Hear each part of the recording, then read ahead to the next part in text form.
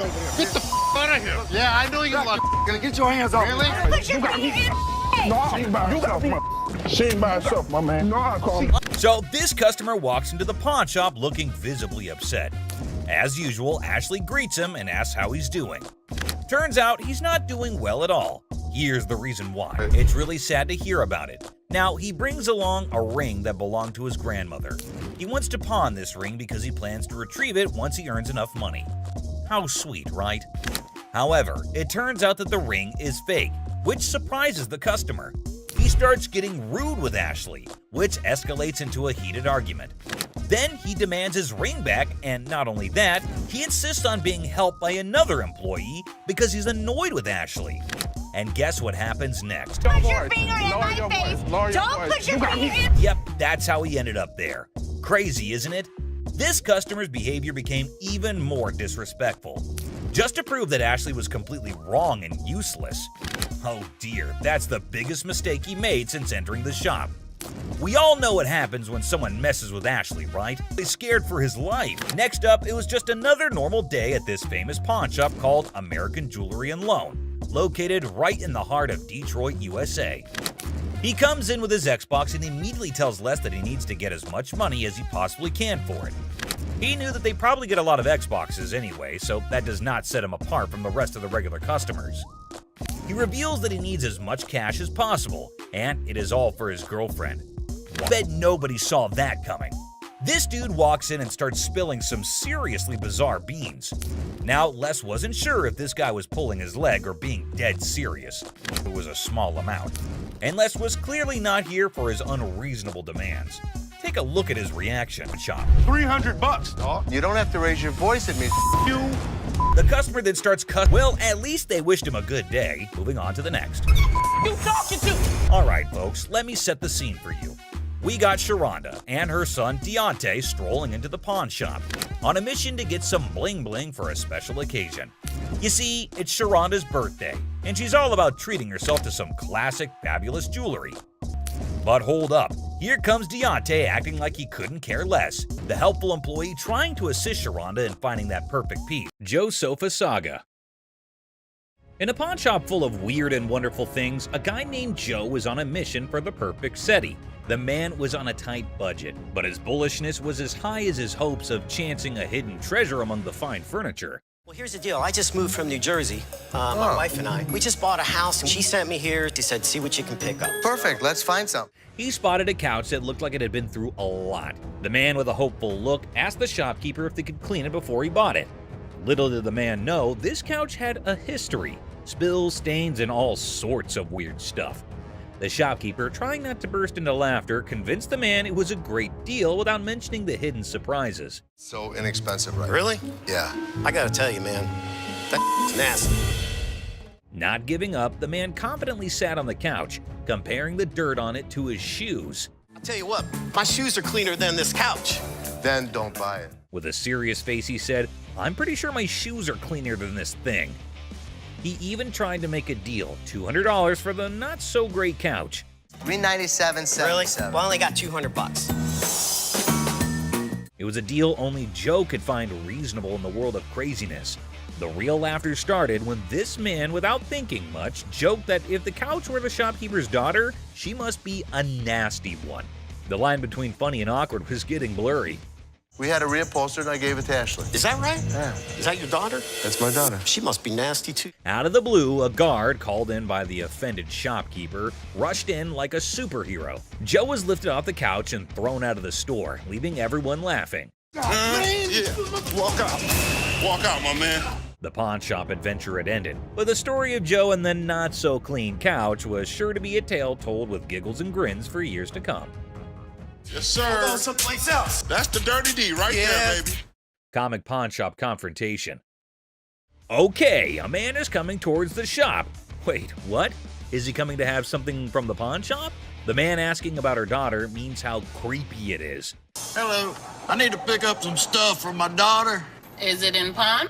Yes, ma'am. Laughter begins. Everyone around is intrigued to know what had happened to this man. Oh, another man entered into the argument. Let's see what would happen. Man accusing the shop owners of stealing. how crazy this man is, constantly accusing them of being thieves. No, I want the stuff. Yeah, but without the ticket, we can't give it to you. The man is constantly infuriating them and sees he has come out the carbon. Who knows what will be the end of this nonsense fight? Oh, they're about to have the piercing argument. I'm here, I want the stuff now. And what's he gonna do? The man called the guard to throw him out, but see, the man is not in control. He is constantly arguing and challenging them without knowing the fact of the danger he's really in. Oh God, he's challenging the massive guard! The guard stopped him and said, "Don't touch me," but the man was not understanding. Hey, I ain't scared of him! Is he serious? Calling his death to come earlier. The guard, in his fur, sent the man out. The really funny moment for all because the stupid man in his arguments really put him into account. Hey, you can't get... Hey, I want my stuff! I tell you what, big boy! Hey! Battle for sanity. Well, folks, take a look at the pawn shop's front yard. It's like a bustling highway out there. The crowd has formed a lane longer than my grandma's stories. And guess what? The sanity levels are off the charts. It's like a contest for who can stay the sanest. Now, hold your horses because here comes the geniuses. These folks are more interested in the pawn shop than a cat in a laser light show. Well, he's from California. Look at all these idiots. They've gathered like it's the grand opening of the Pawn Shop Olympics. What's the big attraction, you ask? Maybe they're expecting a magic show, or perhaps the pawn shop's secretly giving away free wisdom. Or, here's a wild thought, they're gearing up for a full-scale aggression mission against the poor souls inside. Watch out, world, we've got a pawn shop revolution on our hands. Stay tuned and remember, in the pawn shop chaos, sanity reigns supreme. Good luck, brave souls. That's not. Clueless heist hijinks. Well, howdy there, folks. We've got a Lone Ranger in the pawn shop, sipping on his secret drink like he's the king of mystery. Little does he know, he's the star of a hidden camera show. Talk about being clueless and camera shy. Hold your horses. Looks like our man might be plotting some grand heist, doing his best Sherlock impression. He's scouting the joint, probably trying to find the perfect spot for his not-so-genius plan. But wait, he's still in the game. What on earth is he searching for in the pawn shop? Maybe lost treasure for his car keys? The suspense is killing me. Oh dear, he's now at the other counter. This fella is like a headless chicken wandering around without a purpose. Somebody give him a map or a snack at least. Buckle up, folks. Our wannabe detective just upgraded to a full-blown thief. Watch him waltzing around planning the perfect crime, and bingo! He pulls off a smooth exit, leaving the scene like he just won a game of hide-and-seek. Hold your belly laughs, our genius thief is back on camera, sneakily hiding his loot in his trousers. Smooth moves, my friend, smooth moves. And there he goes, strolling out of the pawn shop like he's won the lottery. Thinks he's the mastermind of the century, leaving behind a trail of stolen goods and a whole lot of laughs. What a character. Antique computers. Have a good day. You man. Wonderful. So much. You too. Two tech-savvy grandpas strut into a pawn shop, seeking a fortune for antique computers. Instead, they're hit with a vintage rejection. Bastards, you can't give me a dime for... Oh, man. When one grandpa clumsily breaks a computer, he pulls a move straight from the sitcom handbook. Accidental comedy at its finest. Now you should have that. Put it in the dump. Oops, one grandpa accidentally smashes a computer, blaming the seller. He theatrically tosses it toward the dumpster, thinking it's a mic drop moment. The seller, the true comedy connoisseur, chuckles at the failed dramatic exit.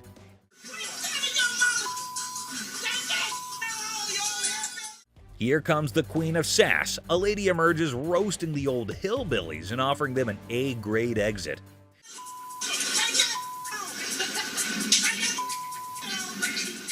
She declares her reign over Detroit toughness and leaves them pondering a future career in comedy security. Cue laughter. Exit stage left. Ex-couple.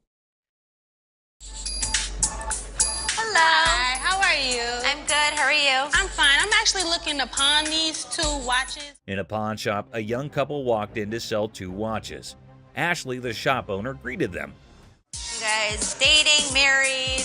Was engaged, but not anymore. When she asked about their relationship, the boy explained they used to be engaged, but are now exes because both of them cheated on each other. Okay, so you want to sell them, correct? Yes. And how much were you looking for? Despite their turbulent exchange, Ashley inquired about the watch's value. This one I am not interested in because we don't take this brand. You don't take that brand? Ashley noticed the watch's flaws, and when the girl mentioned a particular brand, the boy claimed it was fake. You are more than welcome, to leave that here and we can send it out to get the crystal replaced. As Ashley attempted to facilitate the watch sale, the ex-couple's argument escalated. No, what's she talking We ain't got all day. No, you weren't. Shut up. The situation took an unexpected turn. You never had no life before me. I won't. You never had no life before me. Girl slapped the boy, turning the pawn shop into a battleground of emotions. Had no life before me. Let's go. Let me go. Let's go. Let me go.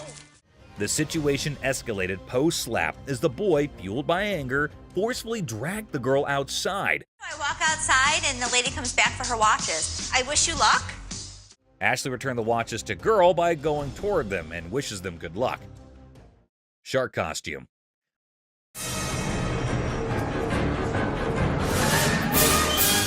A fantastic character, half man, half shark, enters a pawn shop. Yeah, I'm a professional mascot during the daytime. At night, I'm a dancer. Claiming to be a daytime mascot and a nighttime dance sensation. $800, that's all I want. This guy is so bizarre. Les, skeptical, questions the shark man about his $900 financial request, leaving the room stunned. Don't they have those in Halloween costume stores? Les dismisses an awesome shark costume as a Halloween costume, but Rick takes it on, turning the pawn shop into a makeshift underwater comedy club, despite Ashley's rejects due to an unpleasant odor. See? It works. $800.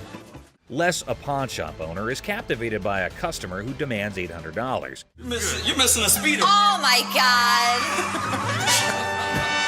But when he reveals his naked self, Les's jaw drops. Hey, where's Ashley going with the naked guy? Tom, between amusement and disbelief, Les performs the quickest eviction in pawn shop history, leaving the customer high and dry. Ching Chong TV. Girlfriend's about to fly back home without me. I have no money. It's the only way I'm gonna be able to go. Right. I want $200 for it. 200 for that? A hat-wearing kid strolls into a pawn shop, hoping to score $200 for his TV. The seller, feeling frugal, counters with a generous $15. What brand is that? Ching Chong. The boy, trying to lighten the mood, drops a Ching Chong brand joke, turning a place into a comedy club for skeptical sellers. 200 for that? Yeah. Never gonna happen. 13-inch TVs are selling for $15. Our persistent TV peddler keeps pushing for more cash for his 13-inch Marvel, but the savvy seller sticks to his guns at $15. Come on, please. I don't want to get stuck in a tray. The boy, desperate to impress his TV-loving girlfriend, gets sadder than a clown without his makeup. Girlfriend's about to fly back home without me. I have no money. It's the only way I'm gonna be able to go. Right. I want $200 for it. 200 for that? The seller, unamused, directs him out, ensuring love won't cost him more than $15 today.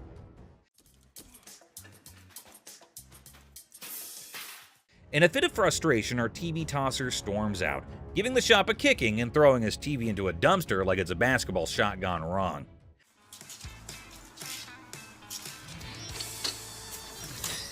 The seller, shaken but not stirred, mutters, "Idiot," and commands him to exit. You're gonna make me leave? Pretty much. Get the f out of here. Get off my property. Asserting his control over the TV-tossing theatrics. It's a dumpster-diving comedy masterpiece in 3 acts. There's never a shortage of people who don't know their item is fake. The truth makes this woman explode at Les, but she never stands a chance because Les has backup. Hi, I'm Ashley. I'm Nana. Nana. I called up here and I got an estimated price and they told me that I could get $400 for these. You called up here and got an estimated price. Yeah. Who did you talk to? Nicole? Nicole, over the phone. Yes, But ma'am. we don't see them over the phone. She's lying. Where Nikki at? Nikki. Nikki, Nicole. Well, which is it, Nicole or Nikki? Listen, it's real diamonds. All I know is I need my 400. All right. I'm looking at the diamonds, and I know right off the bat the weight is just not gonna make it. I know I am not gonna be able to help her. I can do 185. No, I'm not. I mean, you're not gonna come in here demanding money from me. Yes, the I am, because that's what I called for. Nikki! What? No, Nikki! Where's bitch at? She all of a sudden darted away from me, started screaming for Nikki. It was like a bat out of hell. A customer comes in to pawn her jewelry, but she's not ready for what Ashley has to say about it. Excuse me. Nikki! First of all, you're not gonna scream in my store. No, first of all, you're not gonna walk up on me either. This is Nikki, and they told me that they was gonna give me $400. oh, so look at And these now they telling me because- that I can't get my money and I need this now. Don't you No, dare. that, I need my money right now. I don't know what this chick was talking about. She was very confused, but I know one thing for certain. Nana needed to go. You like that? Well, you disrespected me, my store. Y'all bitches. Okay. Everybody in this This mother. is Y'all. Joe. All y'all. Okay, have a good day. And kiss my ass. Keep walking. Bye, Nana. You bitch. All you mother. Give me a headache. Nana's smart enough to leave before security throws her out, but she makes sure that she's got the last word. Hi. Hello, how are you? Good, how are you? I'm well. I'm here today. I want to pawn my computer. I'm trying to get my son into a technical high school. I know it's ugly, but it's No, I didn't say it was ugly. How much you looking to get? Like 175. Oh, that's not enough. I really wish you could give me like 150. Have you ever had an impound before? Yeah, I'm a gold card member. I can get it for you for the same amount that you've had it in for. What was that? You consider the fact that I've been patronizing this business since '97? I really appreciate. You're not giving me what I want. Well, I don't give everybody what they want. 157? You done? No, I'm not done. Okay. Do you want the 100? No, I don't. Okay, then goodbye. This customer walks in with a laptop at a price that just won't cut it. Ashley knows this one's gonna have to go. What do you mean goodbye? You can walk out the store. I can. But am I going to walk out? You will. Who's going to make me? I want to see somebody make me leave up out of this motherfucker. Not giving me what I want. I don't give everybody what they want. 150. Well, if you had As something a patron that's been patron since '97. You done? No, I'm not done. I want to see somebody make me leave up out of this motherfucker. Are you a lady or are you a child? I don't give a what I am. And don't think that you won't. Because all I got to do is make a phone call. You know what? Wait. Get out. I'm not going out of here. Get out. Me up. Don't touch me. Do not touch me. Get out of my store now. I've been patronizing this business since '97. You have an English degree, right? No, I don't. Yeah. Despite Ashley's efforts to help her, the woman goes ballistic. Felix, the security guard, escorts the woman out, but she doesn't go quietly. I was coming in to try and get like $1,500 for this. Okay. I'm trying to get my baby daddy out of jail, and I've been really trying to work things out with us. I love him dearly. I was his first phone call, so that lets me know that he loves me. Huh? No, not $50. I want $1,500 I'm sorry, for I these. can't help you with that. I said. I don't care what you said. I said I want $1,500. I'm not giving you $1,500. $1,500. I am not giving you. To get my man out, okay? I want $1,500. What part of that you ain't understanding? You need a hug. No, don't give me no damn hug. Oh, you need a hug. I don't want no damn hug.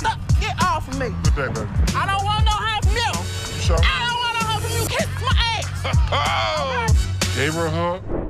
The woman comes in to trade baseball cards. However, the only thing she manages to do was initiate a shouting match with Ashley. This one is put out the door fast. How are you?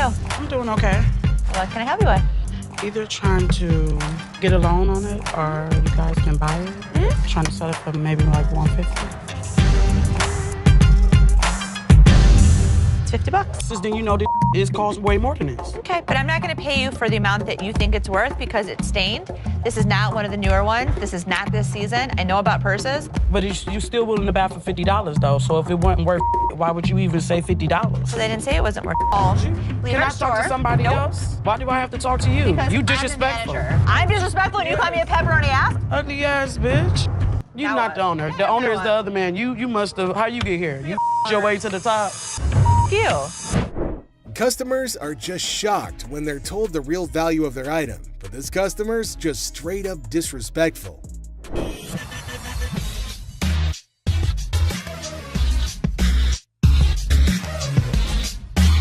How much you want to spend?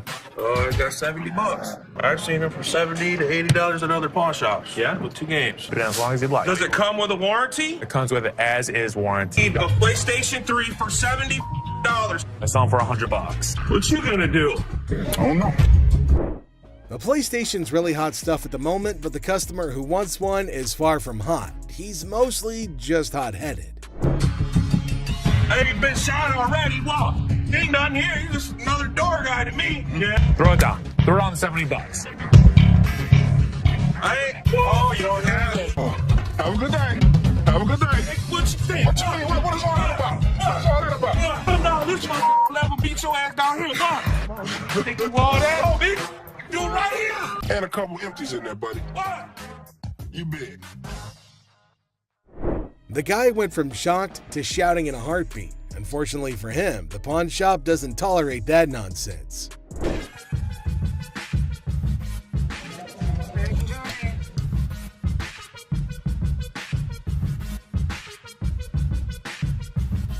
They're not real. What?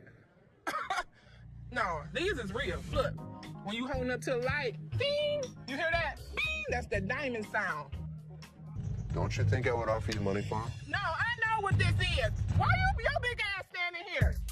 What the you want? So you can give me my $300. Whatever, Tomei, my ass haters. Bye. Have a nice day. The next customer is a lady with diamonds from her fiance, or so she thinks. Les breaks the bad news to the lady, but she's got a hard time accepting the facts. Hello. Hi. Can I help you?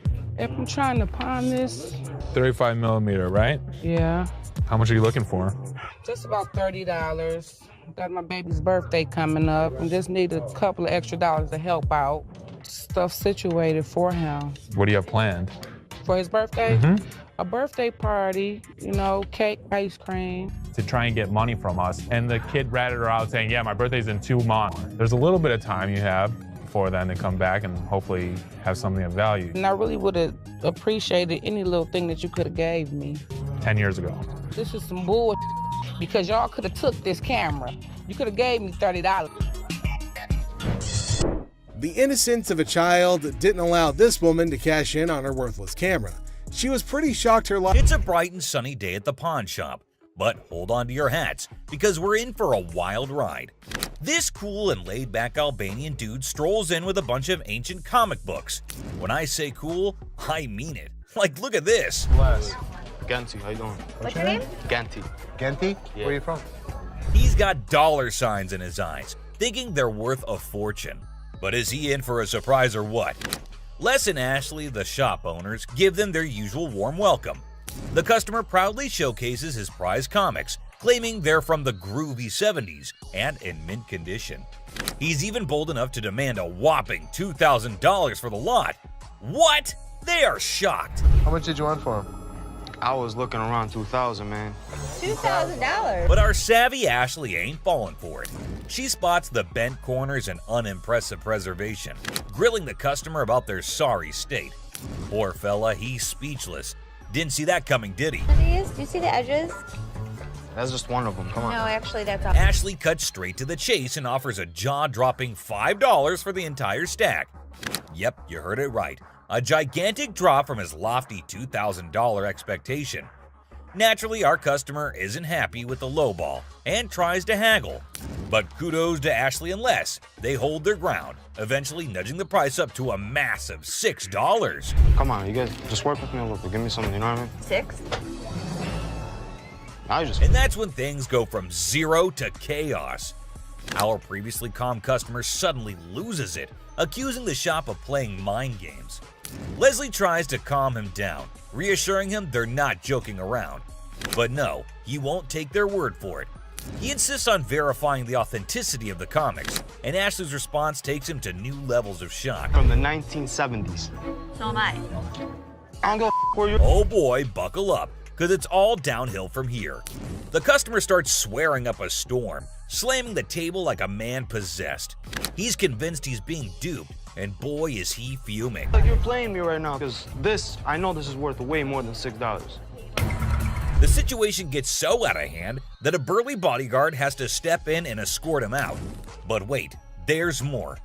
Right before leaving, he pulls a move that really ticks off another customer. Talk about adding fuel to the fire. Get the off me. Hey, what the you look? Come here. Next thing you know, we're witnessing an impromptu street brawl right inside the shop. These two customers throw punches like they're in a heavyweight championship match. And let me tell you, it's a hilarious sight to behold. Come on, fuck me. You little bitch. Eventually, the bodyguards swoop in like superheroes and drag both fighters out. Man, talk about a show. After the dust settles, our Albanian friend tries to save face with a final quip. I'm Albanian, baby. Well, my friend, you've certainly lived up to that fiery reputation of yours. Take a breath, people. We've got an artist in the house waving the pro flag and live painting. He's gonna whip up a masterpiece before the big boss, Les. Tell me about your clothes. Well, this is all happenstance from what I do. I'm an artist. I do these paintings, and I do them live. What does that mean? He paints a 4-foot by 5-foot painting in basically 4.5 to 10 minutes. Whoa, talk about a high-stakes showdown. This show's seen more tricks than a magician's hat. No crystal ball here. Let's buckle up and watch the masterpiece unfold. Go!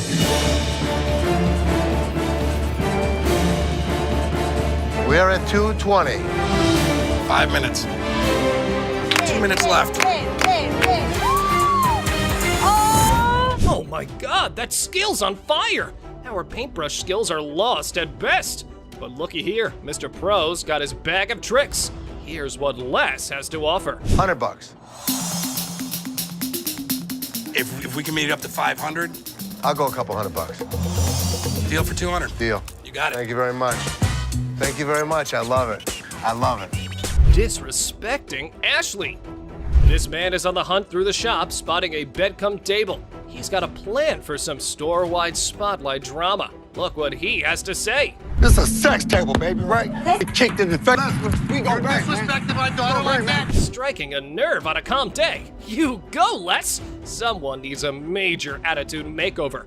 Time for a crash course in how not to be a jerk. Dirty couch. Fresh in a new city? The furniture hunt's on. And guess where you score budget-friendly items? Yup, the pawn shop. Have a look. We have used furniture, and we give deals. Our used furniture sometimes has things on it. Why is it so freaking dirty, man? Because it's used.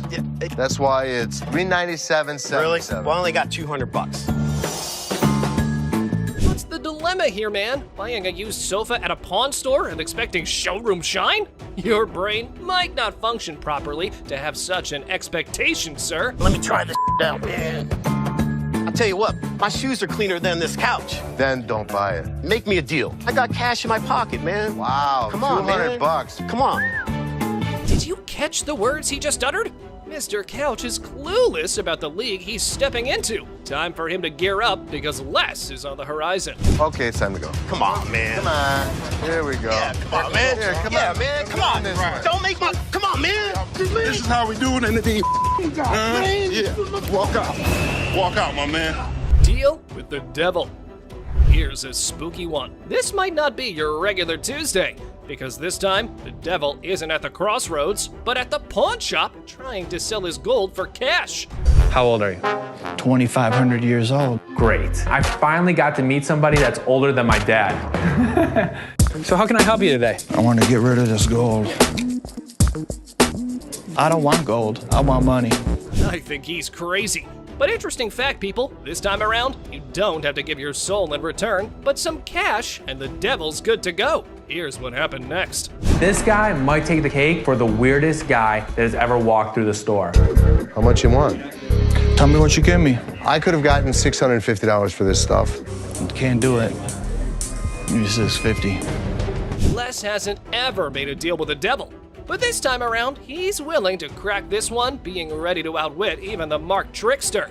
You want 610? I'll take 650. I can't give it to you.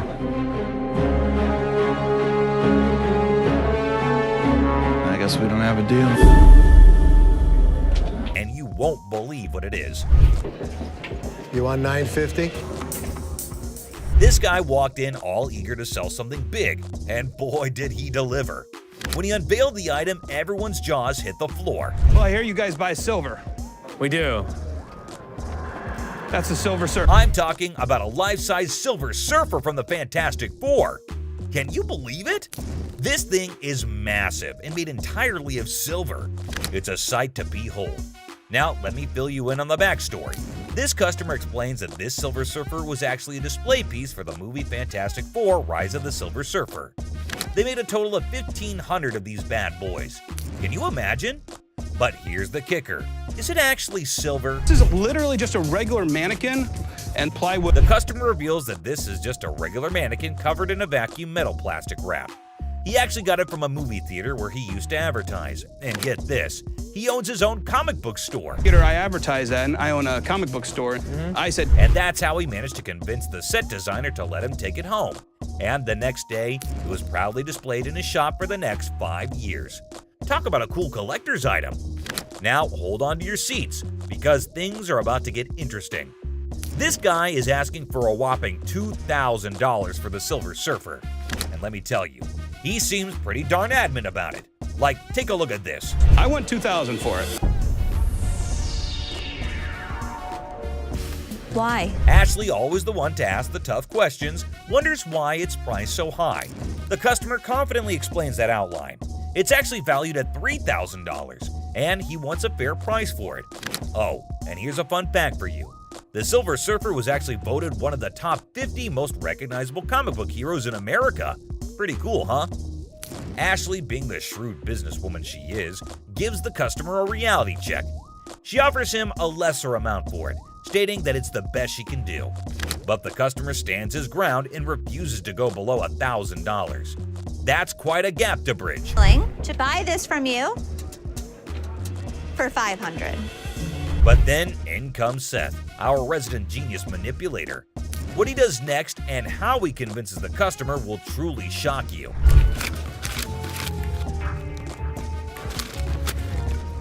Yes, did you see that? He slyly takes out the money, slaps it on the desk right in front of the customer, and presents him with a take it or leave it offer of $900. The tension is palpable. What do you think this man will do? Take it or leave it. It's clear that he's holding out for a higher price. Hey, sometimes you gotta stick to your guns. Well, after giving it some serious thought, the customer ultimately did decide this. It's a pleasure. We're gonna go surfing on home. See you later. And walked away from the deal. But wait, there's more. You think Les will let him walk away like this? Les has something up his sleeve, and he does this. Where I want it. If you're gonna walk for $50, you're gonna pack it back up, you're gonna take it back. Well, after mulling it over, the customer finally caved in and agreed to Les's offer. That's the kind of influence Les has, folks. Somehow, people just can't resist his charm. Now, with everyone on the same page, they can all happily move forward. It's smooth sailing from here on out. And that concludes our thrilling journey through 5 super rare illegal items on Hardcore Pawn. Which of these were your favorite? Let us know in the comments below. And if you enjoyed this video, don't forget to hit that like button and subscribe for more action. Until next time, peace out. All right, I'm gonna redeem this. Okay, actually, this was pulled. Pardon me? It was due on the 2nd.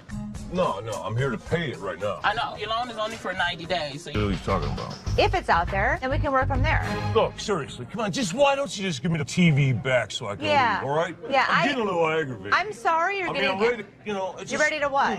Just get pissed off. All right, I'm not... Seriously, no. Seriously?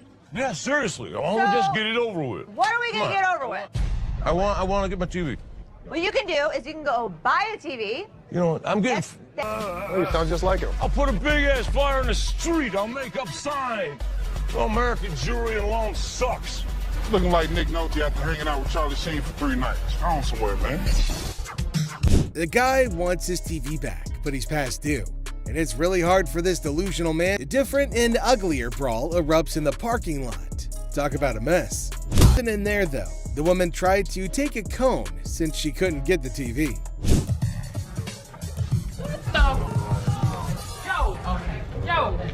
What's the mom like this when I brought my boy in here? What's up with all these little scratches and boy? Can you please get some Windex? You go get me some other Windex and some tissue and let's do right. And wipe my laptop down. You better give me that Windex. They not doing that. Yeah, I couldn't believe she was going off because her laptop had a couple of spots on it. She probably missed her breakfast. Oh, stop, man. Don't come in here like that, dog. You looking all retarded and you stupid on Hey. You ain't gonna walk up on me. Get out of the way. You want to Delusional customer rains insults on Joe when he can't help her clean her laptop. show you crazy. You don't realize who you messing with. I then I see you again in the video. I'll hit you on my truck. You clown. Look at this. All this dust and stuff. This my sponges and I shouldn't even have to do that. You think I'm gonna do business here again? Hell. When I was standing out there and I kept telling you to move away, you're walking back at her? Why are you doing that? Get away!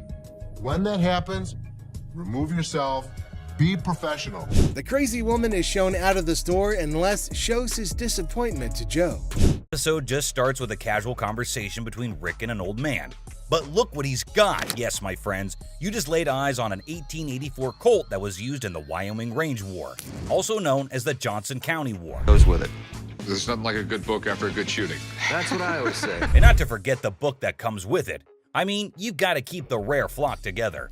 Rick, as usual, begins his quiz, asked a whole lot of questions before investing his money into something that a normal person would have bought in a heartbeat. So how exactly did you get the gun? My father got this from the great-great-granddaughter of Fred Koch. Are these many questions ever asked while I go to sell something antique? Maybe. How would I know? I've just gone to the shops to buy something, never to sell anything. But wait, it seems like he practiced it the whole night, answered all the questions like a pro. That man did better than the rest of us would do in our lives. Tough college times. Wait, what did my eyes just witness? Rick narrating the whole Wyoming Range War story. Basically, large cattle barons feuding with really small cattle ranchers. The small guys were stealing cattle. It felt like a whole history lesson to me. I must say, Rick does have some insane knowledge about antiques. The way he narrated the whole thing was nothing less than an informative history class. Not gonna lie. Moving further, we see Rick's intelligence as he checked all the details provided on the document just like a professional would. This is a 45 caliber. This is a 45 caliber. It's a 5.5-inch barrel. That's a 5.5-inch barrel. With this line, when you throw on a personal story that actually ties a cowboy to a gun, that's the kind of thing collectors love. I can see he clearly knows how to hit the proper note. But when you throw in a personal story that actually ties a cowboy to a gun, that's the kind of thing collectors love. Without a second thought, the man quoted $55,000 for the gun. What do you think? Are Rick and the old man on the same page? Well, for you to know that, you have to continue watching. I'd like $55,000. $55,000? And obviously, before getting such a huge amount out of his pocket, he wanted a second opinion on the matter, for which he called an expert. Get someone down here, he'll tell me if it actually belonged to this guy. To be honest, I really don't get it. How can one identify if it's original or fake by just looking at some words written on a piece of paper? Anyway, who am I to say anything? What we have here, it's really hard to make that connection. Some facts were served right there. Like clearly, who else if not Rick would know more than for how much something like that goes in his shop. And you know, Pawn Stars is all about who bargains best to make the most profit. So let's see who gets to cut the cake tonight. And just when he thought things couldn't get crazier, Rick dropped the price and set his bet to $1,500. And all that effort went to waste right in front of your eyes. Yeah, I'm just not gonna be able to do that. I think maybe I'll see if I can maybe get some more provenance. That was pretty obvious. No one would want to sell an antique for this measly amount of money. Definitely not a very profitable deal. And with that deal went flying Rick out of Rick's hands. But in this next episode, this person walks in with a really interesting gun. But how interesting? You're about to find out. Yeah, it's like something James Bond would wear. Yeah, right. You just saw that, huh? But that's not out of a James Bond movie. That thing is as real as it gets. What can I help you with? I'm here to sell my ring pistol today. Well, you know how a gun never stays in the shop for long, be it whatever shape or size. But this thing is something I've never seen or even heard of before. Have you ever seen a pistol ring? Boy, you're looking at it right now. This is something definitely worthy of adding to the antique collection list. Come on, you have to agree with me. Everything about this pistol ring is antique, from loading it to the trigger to its hammer. This thing is a killer. Literally. You know what?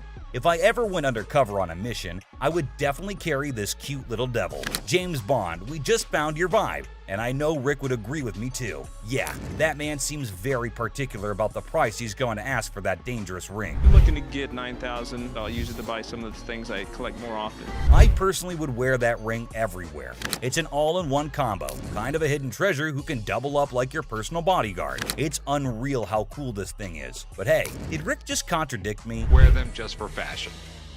Damn. Rick has got a good sense of humor, not gonna lie. Seriously, getting hit by that mini pistol ring would definitely hurt your ego hard, man. It's also seriously a gun. I mean, it would really hurt getting shot with this thing. And oh, I kid you not when I say that the man clearly did his homework right. He literally asked for $9 grand in the blink of an eye. I mean, that piece truly is a showstopper.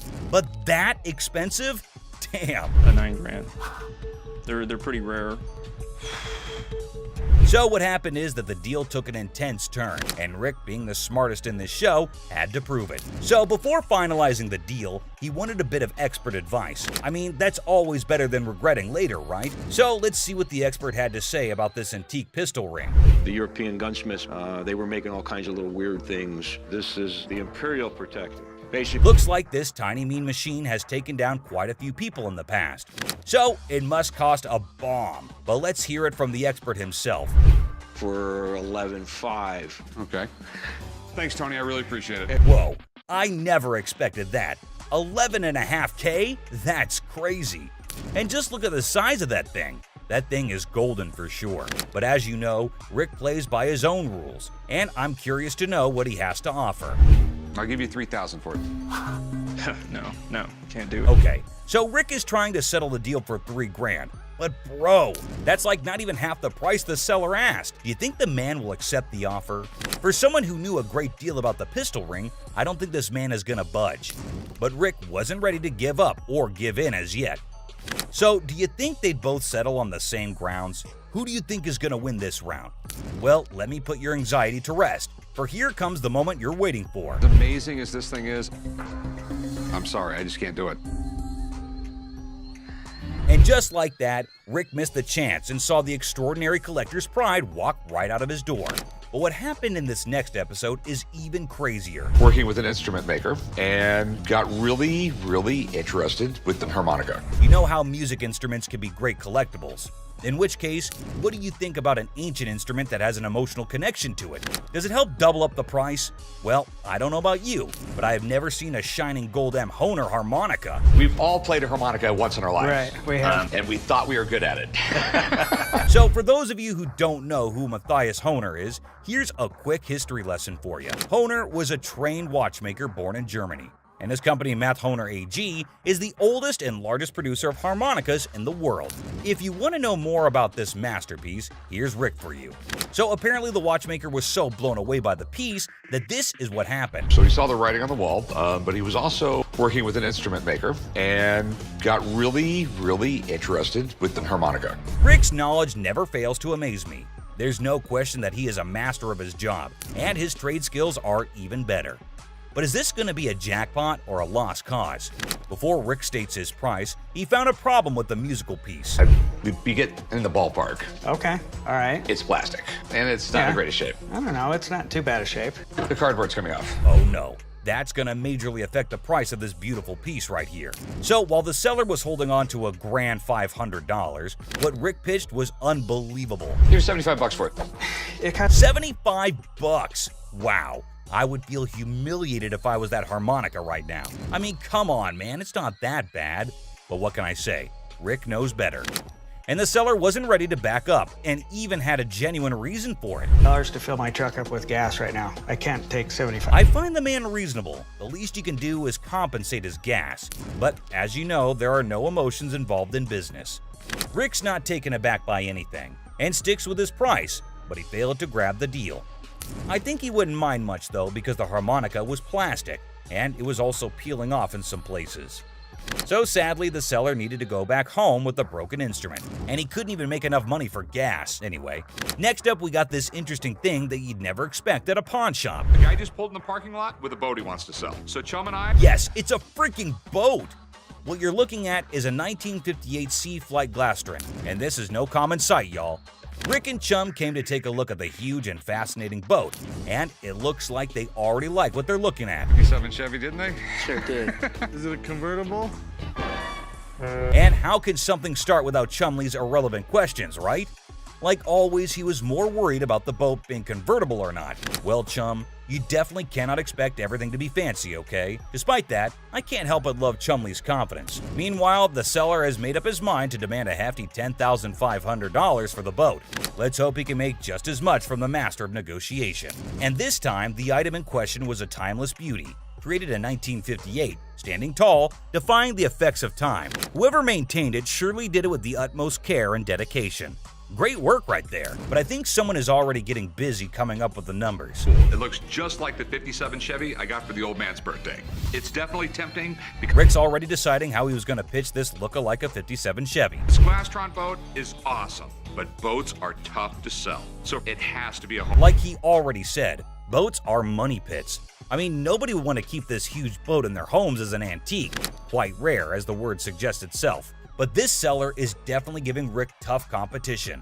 With all that USP knowledge he was throwing about, he came in here ready to face the pawnbroking world. Do you know why? Because it was a little 17-foot boat. No, because it was fiberglass. No more wood boats. Wood boats were moving out. But what happened next was totally unexpected. 10-5. In an unexpected turn, the owner of the boat bravely revealed a startling price tag, $10,500. Wow, that's crazy. What do you think Rick is gonna do?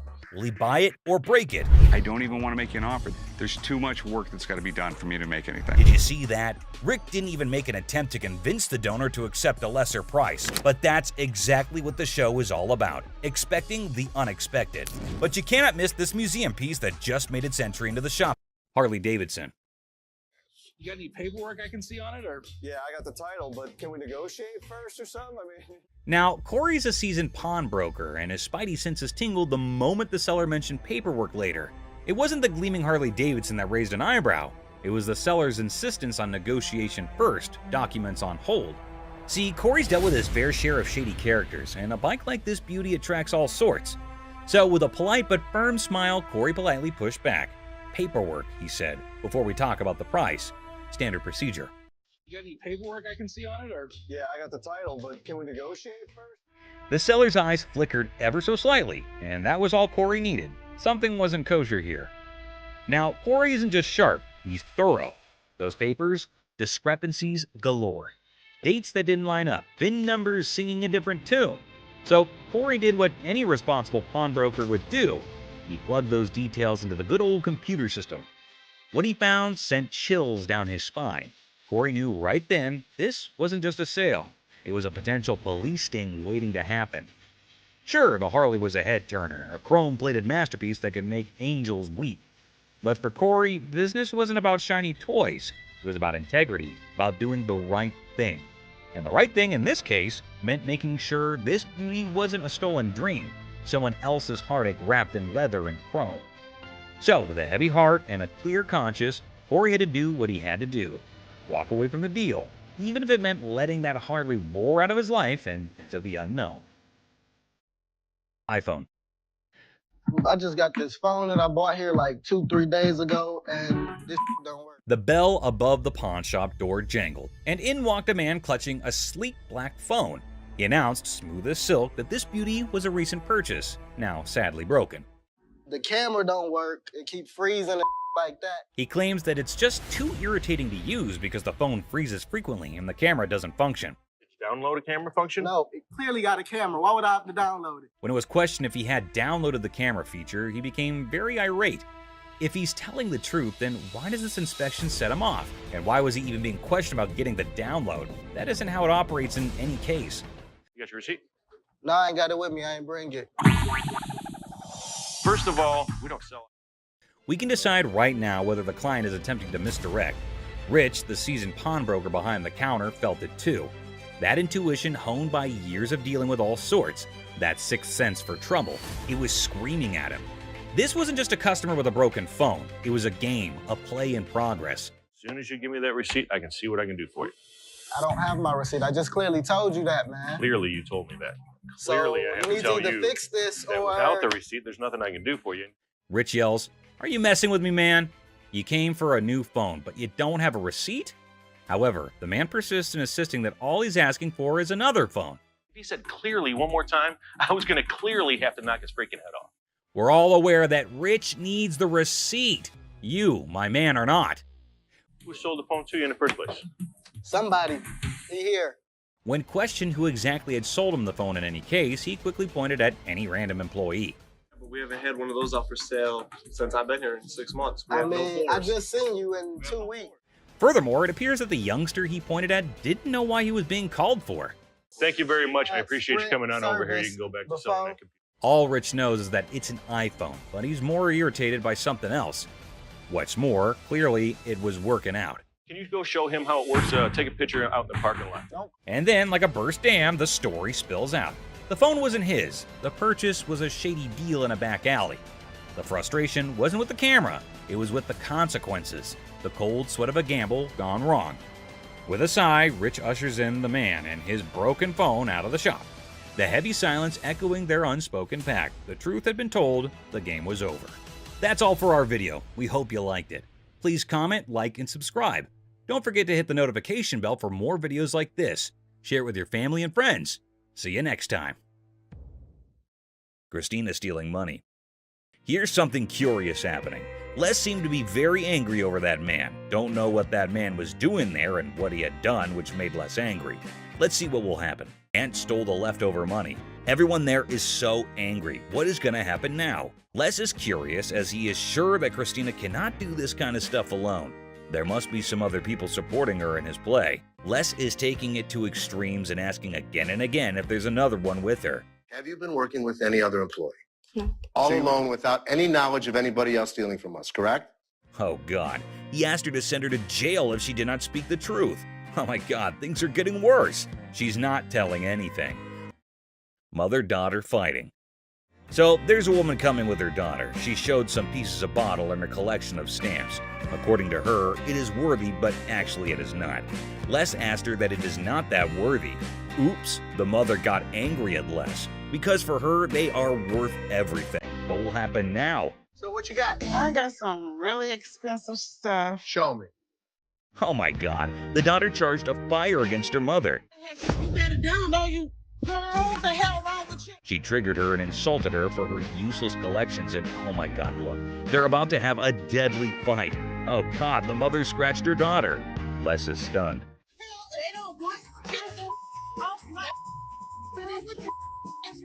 The mother and daughter are having extreme fighting conditions. Everyone around is watching them.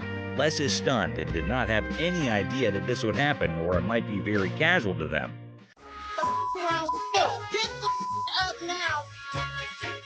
Okay, the guard has been called. The mother is still beating her daughter well and doesn't want to argue anymore. Both are screaming at each other. The security guard is letting them out. Oh my God, how embarrassing and strange it is to see mother-daughter fighting like that. The security guard gets them out and everyone is laughing at them. Astonished Les. I had to intervene. Okay. Man threatening Les. So a man entered the pawn shop and headed straight towards Les. Seems like it would be a happy deal with that cool customer. Okay, the man had an anniversary today, and so both are sharing some joys together. Seth and Les's fight. Les and Ashley seemed to be discussing some serious stuff. Felt like something serious had happened. Giving a 40,000 square foot free-for-all back there? That's no policy! What do you think brought us to here, Seth? But Seth is not getting anything. They are having a fight. Owner of the shop better than him. Les is stunned. Everyone around is listening and is terrified of what will happen now. It's outdated. I can run this place better. I know exactly what needs to be done. I want the opportunity to run this place. Les is going to take everything very seriously. God knows where that anger will lead both of them to. Les is tailoring Seth that he cannot do anything, and without Les, the pawn shop would close. No one can run the shop better than Les. But things are not getting cool. Seth yelled after Les and got out of the cabin. Ashley listened to all this as making fun. God, it is not that serious. Well, Les in his anger was constantly getting furious over that debate. Man got beaten by Les. It's a mess, but he's not stopping. I think he wants to insult himself. It will make things go mad. Hey, what's going on? Hey, man, it's a nice refrigerator. Get the out of here. Come on, refrigerator. You're stupid. When you start attacking another... Yo, you better get this right because I ain't got nothing. Please, nobody don't got time for this. Don't get this old ass refrigerator. Campus deal. Buckle up the antiques, guys. We have a man who's brought in a piece of the Victorian century to sell at the pawn shop. Get ready for a black refrigerator. Well, well, well, guess what we stumbled upon? A person. Yeah, a real-life human being lurking inside a refrigerator. Now that's one way to stay cool in a store. What the are you doing? I was checking out this refrigerator.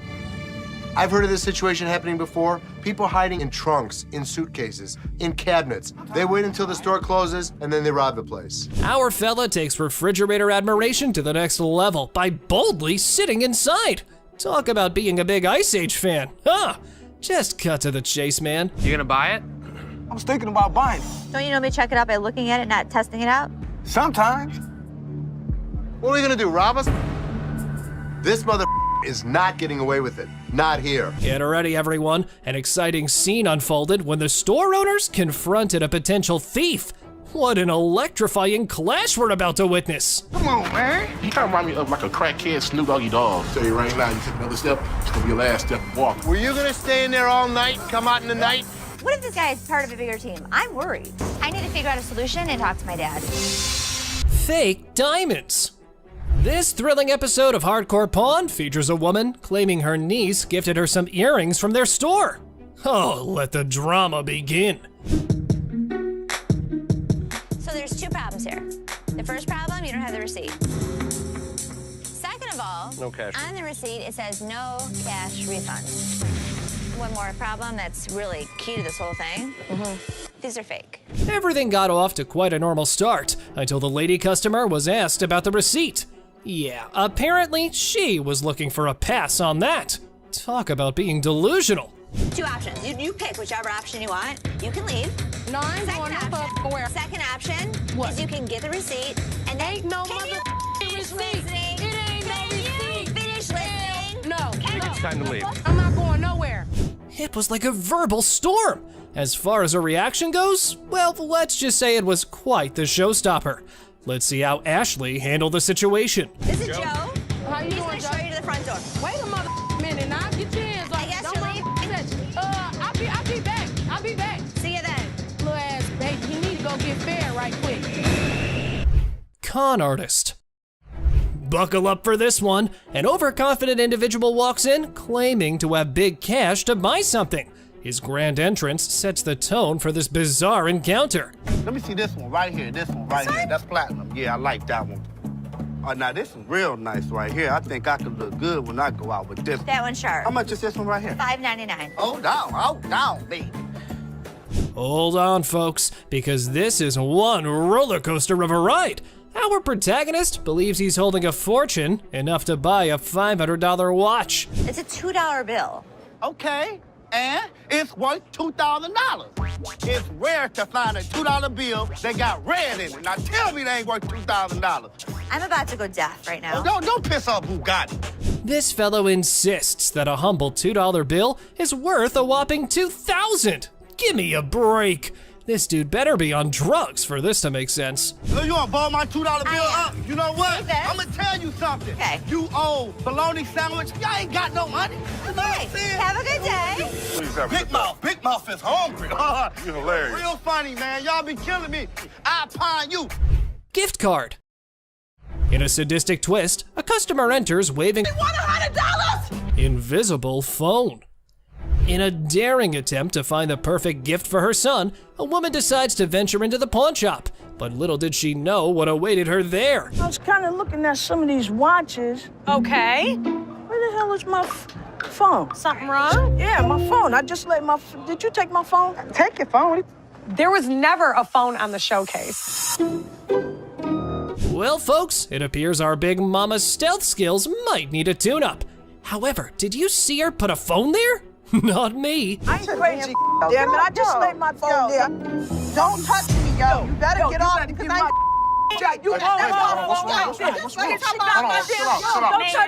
down. There was no phone. I laid my phone there. Can someone just ask this woman to keep it down a bit? It looked like she was indeed trying to pull a scam. However, this is how she decides to take cover. When you start attacking another customer in the store, you have got to get out. Yo, better get this lady because I ain't got nothing. Please, listen. Nobody don't got time for this. Yo, get this old ass lady off get my mother. Looking for a boyfriend. A girl visits the pawn shop on the hunt for her beloved boyfriend. Can you guess where she might find him? Oh, you got it. It's none other than the store itself. Talk about a stroke of genius. I'm sorry, but who are you? Just get him for me. And so what's this regarding? He's my boyfriend and he's not paying child support. You're his girlfriend? Yes, I need him. So don't you have a cell phone number? Could you just get Chad, please? I do have a Chad that works here, but I don't have time for this today. Our girl meets Seth, who's in a funny mood today. Get her ready for a humorous encounter that'll surely make you laugh. It's time for some entertainment. Come on, grab Chad for me. His lovely girlfriend's here. Like, I got all day to just be wasting my time. This young lady would like to see you. That's not him. Y'all playing games with me now? That's Chad. No, that's not. Then I don't know. I know who I sleep with. What? This lady is out of her mind. Well, apparently, lady, they've got the wrong Chad, so you better take your business elsewhere. Or you've just started looking like a scammer. It's going nowhere fast. Oh, you're talking about Chad, the tall guy with the waves. Yeah, Chad. He just went outside. He's right out there. Y'all want to sit here and play with me? If this was Chad's girlfriend, I have one piece of advice, Chad. Run away. Where the he at? Watch that. Tressa, the ex-employee, decides to stroll back into the pawn shop with a Rolex watch in tow. Guess what? It's the one her boyfriend paid for. The guy that bought it for you disputed the credit card. No, he didn't. Here, I can put him on the phone for you. Hold on, Tressa. He did dispute it. He's never been paid for the watch. I can give you a loan today for $1,000, but Things heat up quickly between the ladies as Tressa and the shop owner engage in a fiery exchange. How about we skip everything to the dispute paperwork? They mailed him a piece of paper to close the dispute. do you have the form on you? No, but I can call him. Okay, so when you get the form, I can give you a loan for the $1,000 on the watch. So I can give you the loan for the $1,000. That's stealing. Disputed. It's not fully paid for right now until we receive the paperwork. You're wrong right now. Now, let's all hope she can gather her dignity and retrieve that slip to claim her hard-earned cash from the pawn shop. It was time for a little redemption. Let's do the $1,000 loan, and then I'll be back with the paperwork. Honest to God, you are so wrong. Not a nice person. That's nice to say to your, how old are you? Look how you're treating me in front of my kids. Where's Nikki? The lady has arrived at the pawn shop saying one of the workers valued her earrings. And now she's just demanding the estimated price.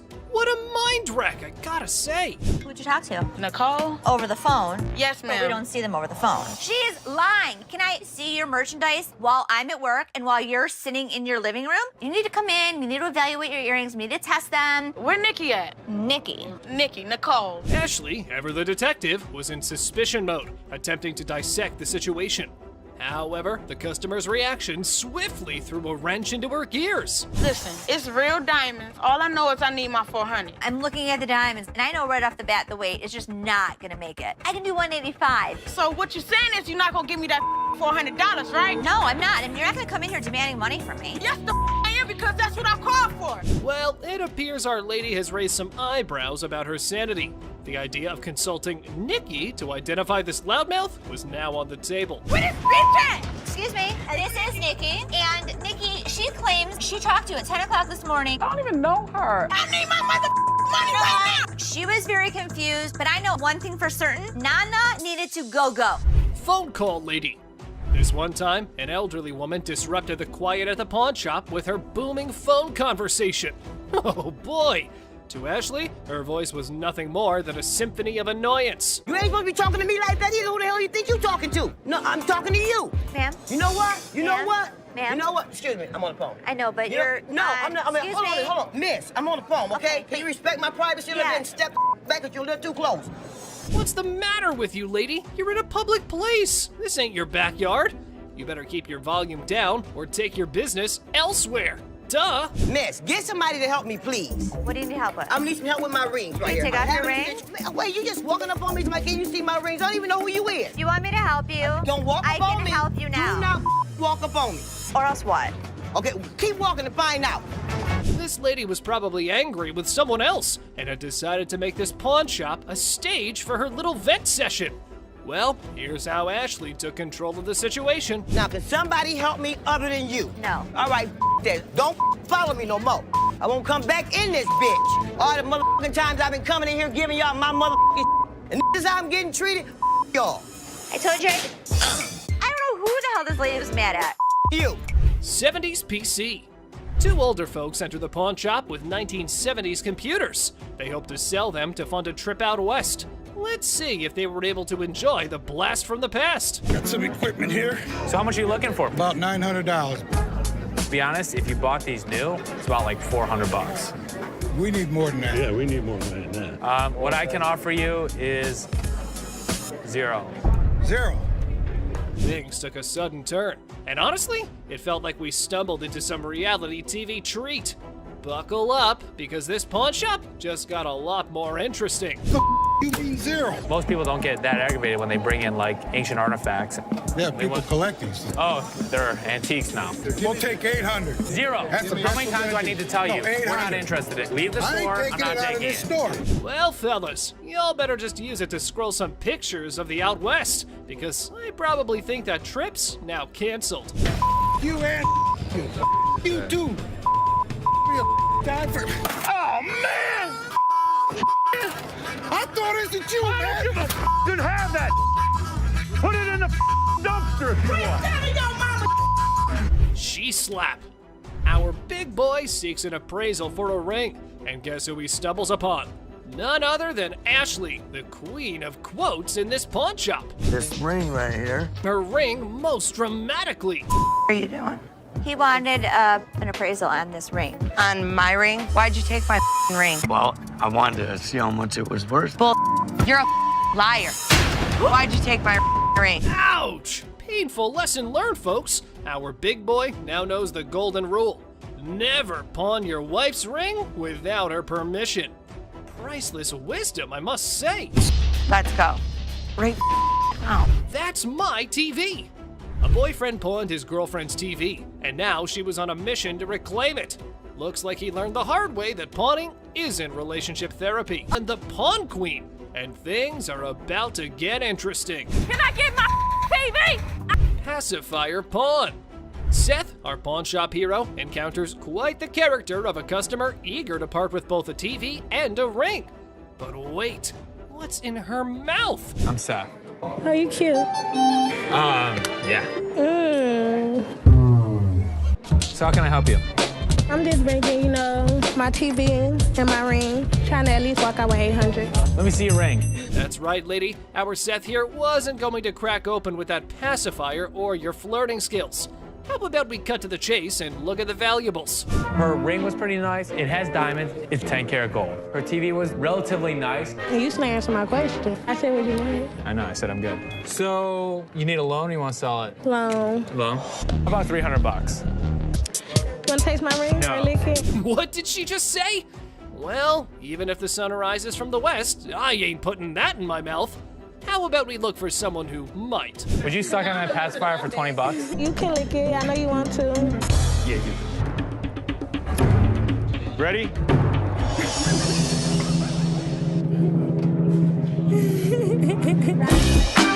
Push fight. Two buddies square off in a pawn shop brawl over one friend's attempt to pawn the other's beloved PlayStation without permission. This calls for drama. That took my PS, he tried to pawn my shop. Get my money back. You know him? Yeah, that's my roommate. He tried to pawn my your shop, try to get some money off, but I want my PS. He owe me money. It's mine. My back. Hey, do me a favor. We're not gonna scream, okay? What's happening here? This ain't your hotel room, spoiled punks. You're just creating a ruckus. y'all better watch that tone and listen to the Pawn Majesty. Angelo Steve, is that his? This between, yes or no? I mean, we just trying to handle it ourselves. That's fine. Steve, I'm gonna ask you one more time. Is it Angelo's or yours? It used to be his. Okay. He owe me money. What I supposed Steve? to do? We pay bills. You ain't paying. Tell you what I'm gonna do with it. I'll tell you what I'm gonna do. All right, guys, you probably want to take your business outside because there are some customers here who are not in a mood to listen to your story. Come take Can I see it? Come with me. You know, I'm a pawnbroker. I'm not a kindergarten teacher. You guys go talk about it amongst yourselves, and when you figure it out, then come back inside, okay? Until then, I don't want to hear you arguing. You grown men, not kids, go on. All right. Free grab. The girlfriend decided to pawn her boyfriend's Xbox, and now he's on a crusade to rescue it. Lesson learned, right? Pawning is such a brilliant way to solve everything. My girlfriend, she came up here and she got rid of my Xbox 360 and I came up here to get it back. Okay, you get the ticket? No. I can tell you her name and you can just give me my I can't 360. give you any information about somebody else's account. You just need to give me my stuff. But our man here forgot that this store needs a police report for such incidents. So how about you keep your volume down, gamer? Instead, this is what he does. Can I just have my... We can sell you another one. Well, let me just look for one that I want to grab. Okay, you go that way. Wait, right Hey, what here. up 360 there, And bro? I'll sell you one. Stop right here. No, ain't no And I'll selling. sell you one for $200. No, I can grab one for free. Excuse me? Yeah, you can heard. do what? What in the world was this dude thinking? He was running around like it was a jogging park. But hold on to your seats. Big Joe was here for a run too. Hey! Get out of here. Get the out. Now. All right, Don't ever step back my You gonna make me move? Get out of my face. My store. Bye. Customer flirting. Imagine you're ready to pawn that chain, right? How about using your charm to score a sweeter deal? Remember Ashley? She had a customer smitten with a better offer. You're the first person I met when I first come here to this pawn shop. Yesterday, I come up here and I got my chain out. Now I got to pawn it again. How much you have it in pawn for before? Oh, I had it on 120. I was going to pawn it for 200. Do you want to take a look at it? Yeah. Just wait, my friend. What's the plan here? You and Ashley? Do you like BFFs? Now, from where this unconditional love stems, suspicion might be knocking at your door. I can't find her name in the system. You sure can keep a woman waiting. Well, here's the thing. I don't even see you in my system. So you lied to me? I do like you. No, you lied. I adore you. I appreciate would not that. lie to you. Whoa, that confession strategy is next level. But hey, reality is the ultimate plot twist, right? Plans in our heads versus the real-time remix don't always sync up. How much did you get on this? I get last time 120. Okay. I'll give you 130. Okay. All right, step on over. I think I've got a customer for life. It's good to see you. Nice to see you. 700 cockroaches. No shiny metal, no problem. Time for a quirky twist. Snag those cockroaches and hit the pawn spot down the alley. Who knew creepy crawlies could be the new currency? Hold the phone, folks. His eerie charm's catching on. They are Madagascar hissing cockroaches. Oh! Ew! Ew! Ew! Ew! Ew! Did you want to see one? No! Close it! Yeah, those gross goodies. He's got his sneaky secrets for that oddball offering. I was using them to feed my Savannah monitors. That is disgusting. How many do you have? If you pick one of these up, they're actually heavy because there's so many of them in there. I really do believe you. Seriously, bro, we're talking a buck a pop. Those things are tough to sell, even as giveaways. It's like offering a lifetime supply of, well, nope. You better take them back home. I wish I had somebody that needed them. Thank you very much. I'm sorry. I bought living creatures in the past. Cockroaches isn't in our repertoire, but the best thing about it, the look on Ashley's face, priceless. That was gross. Chicken Man. Alrighty, folks, we've got the Rocket Man on our radar. But hold on to your feathers, because here comes the Chicken Man on a mystery hunt while eating chicken in the pawn shop. That's ironic. You hungry? No, not that. I got this for free. I work there, you know what I'm Oh, saying? do you? Yeah, let me show you. Feel free to lay your chicken on the counter. All right, look, this is what I do. I say I got chicken and finger sucking. Come for a plucking. Looks like we've cracked the age-old riddle. Why'd the chicken cross the road? Well, to get a pawn shop watch, of course. But hey, buddy, you're not pulling a poultry prank now, are you? He's eating chicken while he's talking to me. Oh, all right, look, let me see the man right there. You're spinning chicken on the counter. That's for you, man. Can I see that right there? Sure. You see it? How much this cost? $1,200. $1,200. Check out Mr. Chicken over here. He's likely on a goof-off mission. However, Seth seems to be pretty annoyed. Oh, here's how he neutralized the chicken threat. Are you seriously gonna buy something, or are you just... You ain't even let me see. Dude, now you're bothering me. In a second, Byron's about to choke a chicken. Oh, choke a chicken? He's about to. All right, look. Make a deal. Byron, want a piece of chicken? You touching chicken? Come on, man, let's go. Man, you know what? You ain't got to touch me. Angry mom. This chat game with Seth could ruffle more scratches than a ticklish itch. So I can get you 45 bucks. Minute paint. Take a breath, people. We've got an artist in the house waving the pro flag and live painting. He's gonna whip up a masterpiece before the big boss, Les. Tell me about your clothes. Well, this is all happenstance from what I do. I'm an artist. I do these paintings, and I do them live. What does that mean? He paints a 4-foot by 5-foot painting in basically 4.5 to 10 minutes. Whoa, talk about a high-stakes showdown. This show's seen more tricks than a magician's hat. No crystal ball here. Let's buckle up and watch the masterpiece unfold. Go!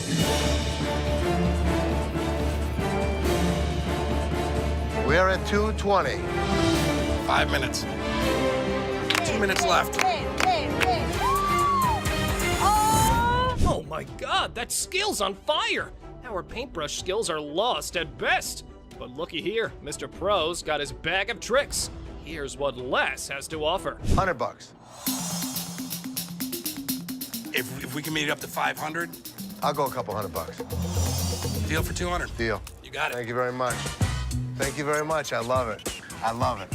Disrespecting Ashley. This man is on the hunt through the shop, spotting a Brahma. Look what he has to say. This is a sex table, baby, right? Exit? Well, Les ain't having any of it. He's diving in for some sense talk. We go back, disrespecting my daughter like that. Striking a nerve on a calm day. You go, Les. Someone needs a major attitude makeover. Time for a crash course in how not to be a jerk. Out there. Dirty couch. Fresh in a new city? The furniture hunt's on. And guess where you score budget-friendly items? Yup, the pawn shop. Have a look.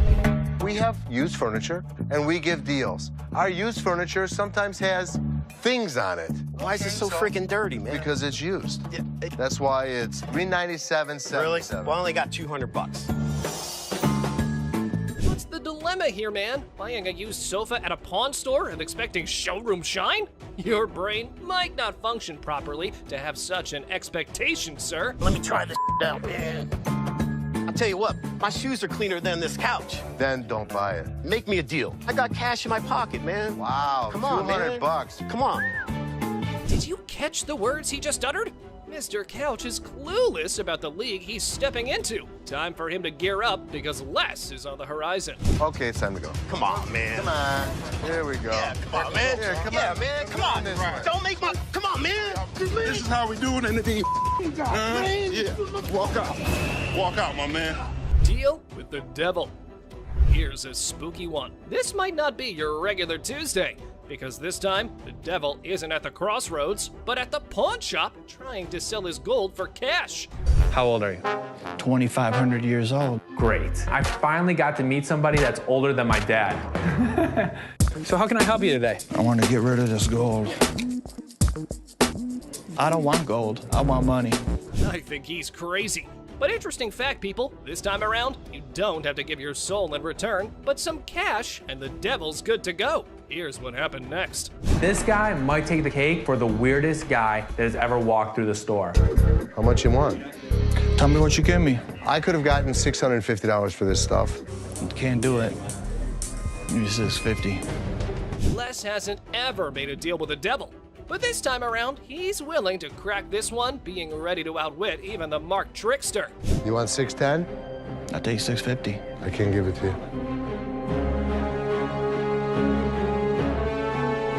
I guess we don't have a deal. Ivory Tusk. All right, peeps, just welcome our queen of antiques who casually strolls into a pawn shop. Ah, well, she's here to pawn her ivory tusk. Now, isn't that a marvelous collectible?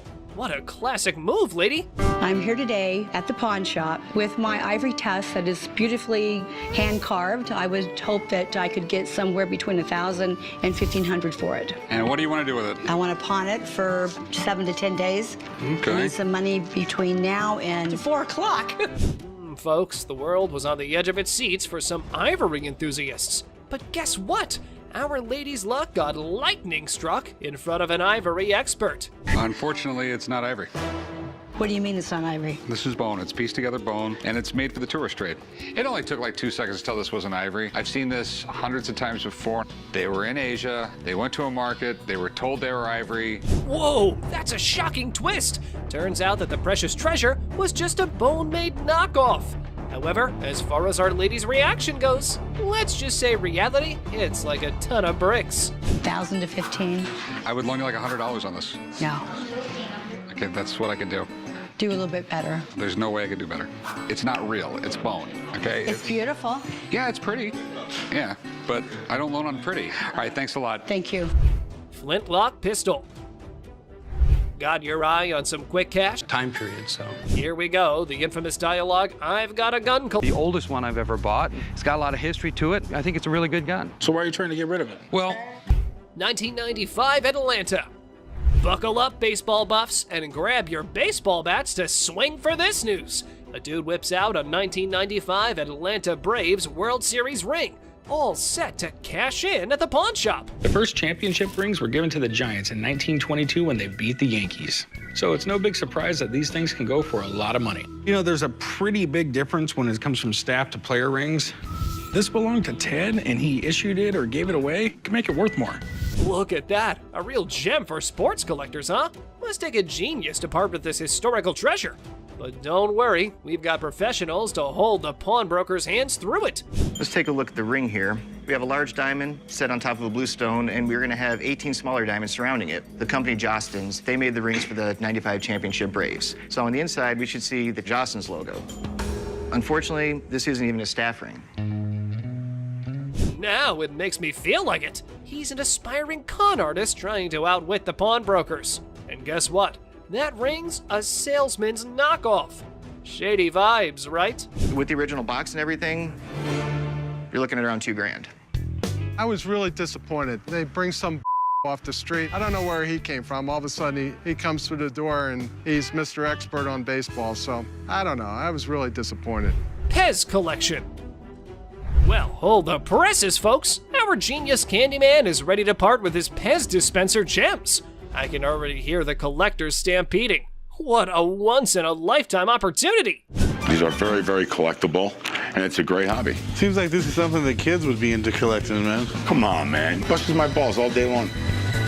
I know it might look childish to you, but there's definitely money into it. Oh, everyone's just dying for candy. I mean, who needs a balanced diet when you can have a mountain of Pez dispensers? Anyway, here's a quick run-through of his collection. I have the Mickey Mouse in the original box. It's a die cut. This piece here goes for about $350, $400. One of my coolest pieces I like is the original Batman. Very tough to find. You know, this goes for about $250, $300. However, forget the joy of indulging in sugary treats. The true sweet victory is mastering the candy trade. Here was the Candyman making the quote. Give me $2,000, man. $1,000 is what I can do. It's fine. All right, buddy, get out of here, man.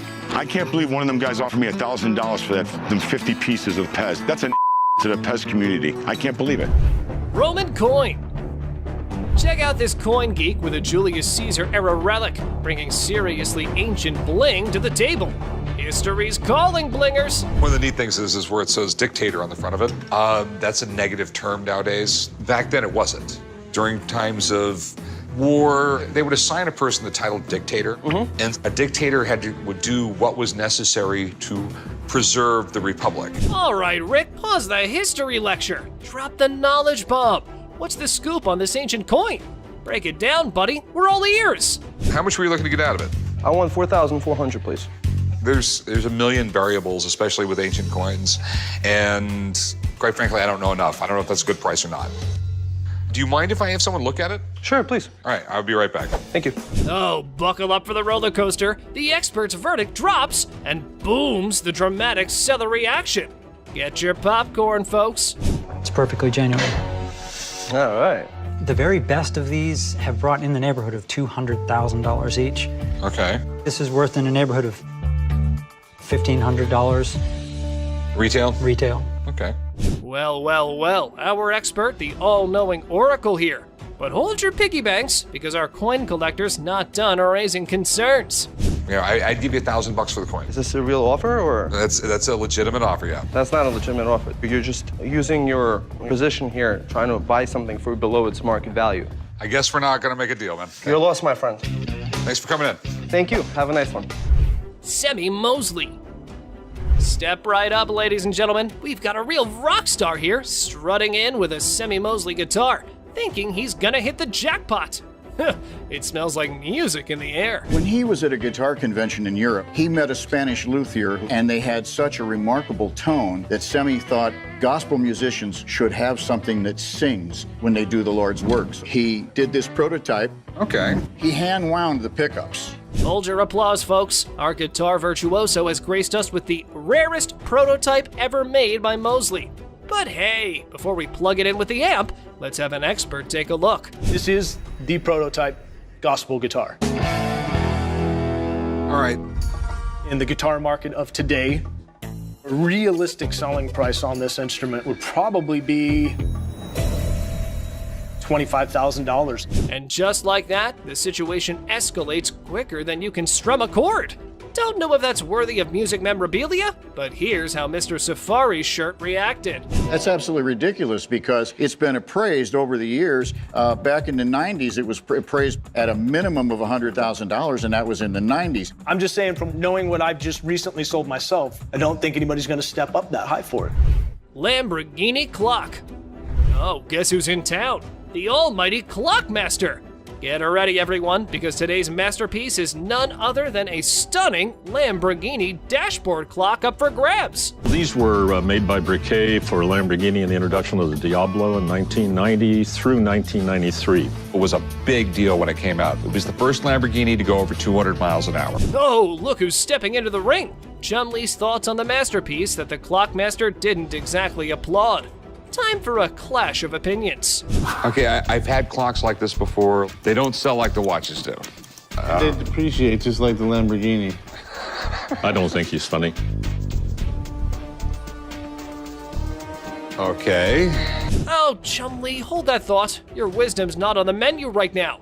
Let Rick, the negotiation maestro, work his magic. How about 25? How about 22? 24. I'll go $2,300. Okay. All right. Deal. Write him up, Chum. Charles Briefcase. Sit down and buckle up for this one, peeps. Remember Charles Lindbergh, the solo aviator? Our man here claims to possess his briefcase, and he's looking for some big bucks. A couple had bought a home, and this was one of the items that they had found. When they opened it up, they seen where it had embossed the name Charles A. Lindbergh. Okay. Right here. C.A. Lindbergh, Little Falls, Minnesota. Oh, sure, let's not make paper planes and just have our fancy briefcase professional take a look at it. Because that's the most important thing, right? One thing that I found as I was doing research on this was a letter that Charles August sent to his son, where he talks about the fact that he is out of money and he has been selling his goods. Well, isn't it just lovely when experts think they know everything? Our Lindbergh enthusiast has a different perspective and believes that their opinion is just as valid. I mean, try and do some more research, try to get some more documentation. That's all I can tell you. All right, will that change your mind? Depends on what you get, okay? All right, thank you very much. Have a nice day, man. All right. This did not belong to his father, and I will prove that when I come back. It's gonna cost a whole lot more. Led Zeppelin. Prepare your stairway to rock heaven. Cue the legendary Led Zeppelin.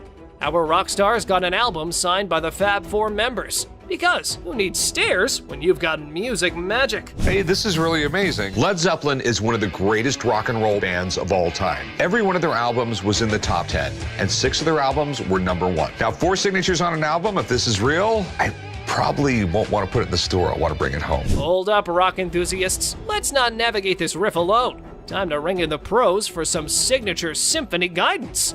Here's how that went. Based on everything I've seen, absolutely no doubt this is the real deal. Sweet. And what do you think it's worth? These things just really don't exist. But with that said, I put this value right at about $10,000 to $12,000. Whoops, that just triggered a button. But hey, Rick's unfazed by our shenanigans and smoothly sails on with the negotiation journey. My best price would be $17,500. This is history.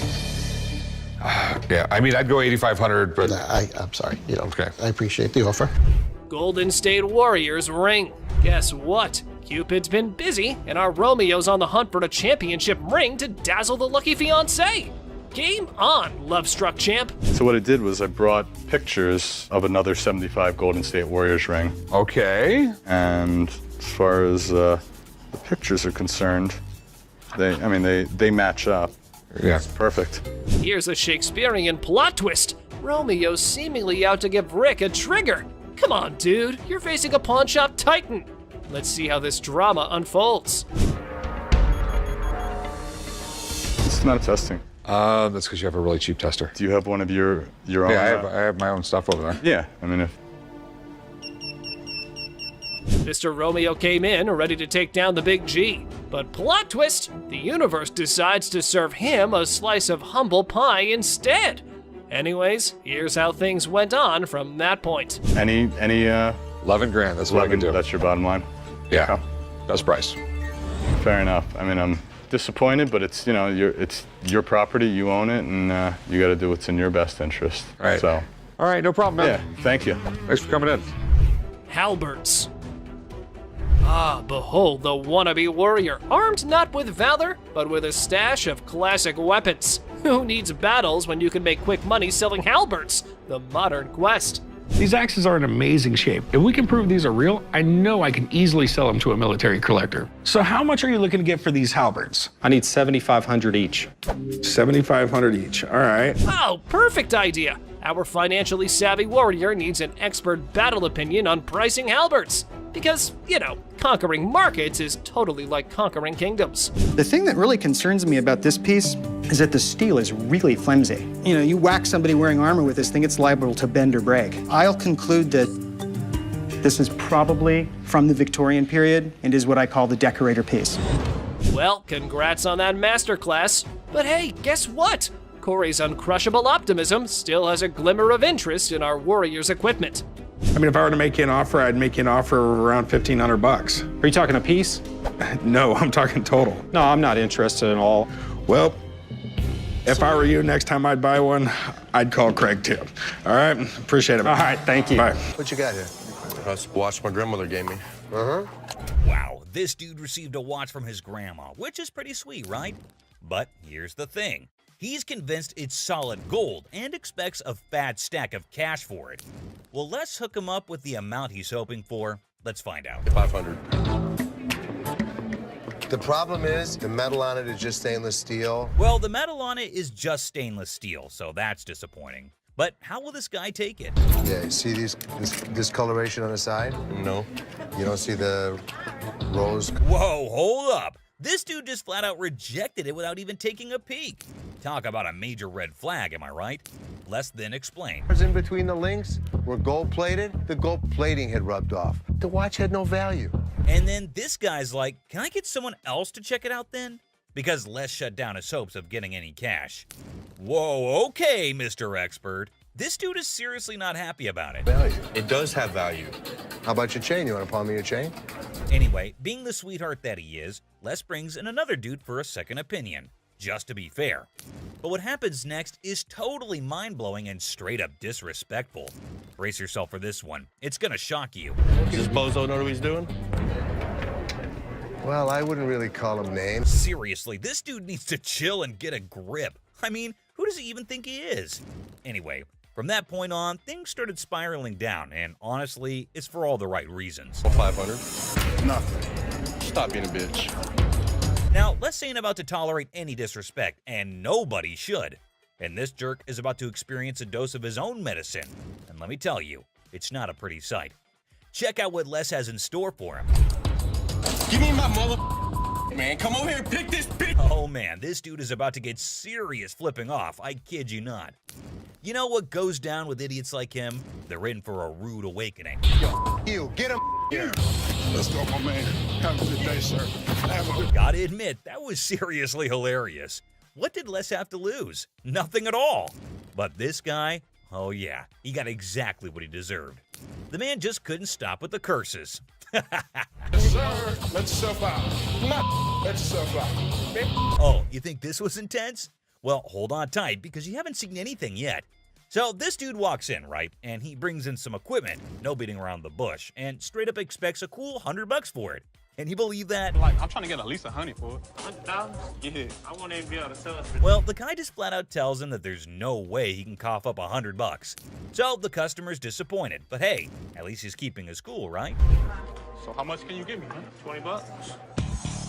Well, we're clueless about what this dude's gonna pull off next. But hold up. Seth comes swooping in to handle the situation like a boss.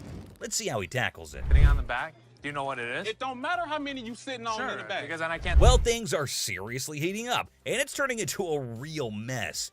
Seth tries to talk some sense into the guy, but he's just not cooperating. And instead, he's shouting like there's no tomorrow. Dollars for this. You paid $200 for that, I overheard? Yeah, I mean, Really, you paid $200. So Seth breaks it down for him, saying it's not even worth $100. But this dude is now causing a scene, making a big fuss that's grabbing everyone's attention, to be honest. I'm trying to get money for it.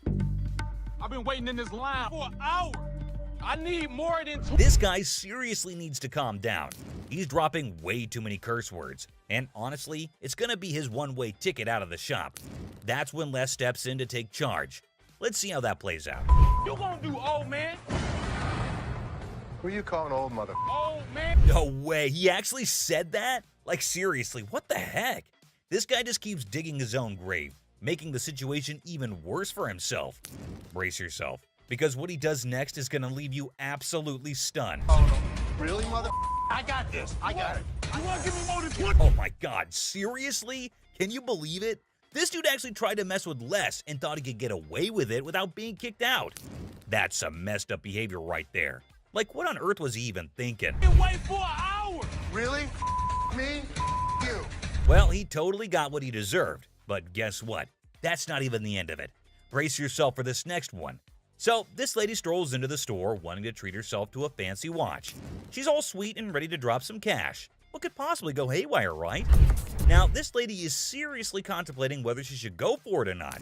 So, what's your take on it, guys? You think she'll end up taking it or not? Hold up. Is that for real? She whips out a gift card with all this confidence, and hey, is that some kind of new payment method now? Ashley looks totally baffled by this turn of events. Not a gift cards. What would you call it? These are preferred customers. Right. Man, this lady is already super worked up the moment Ashley spills the beans that it's not a gift card. And she goes on to explain the situation.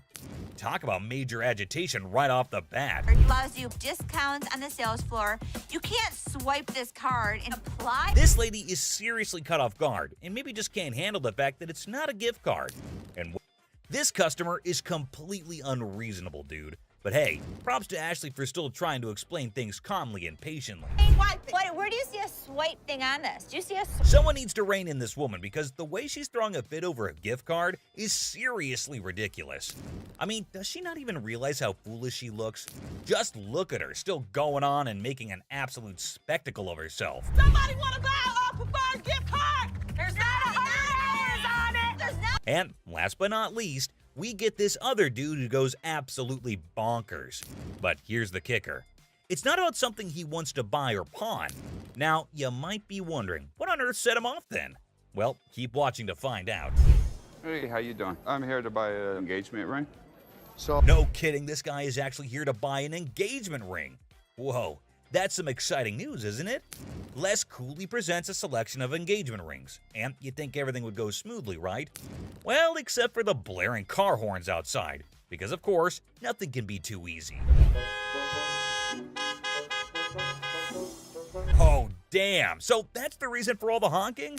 There's a massive truck just sitting smack in the middle of the parking lot. Now, take a wild guess. Whose truck do you think that might be?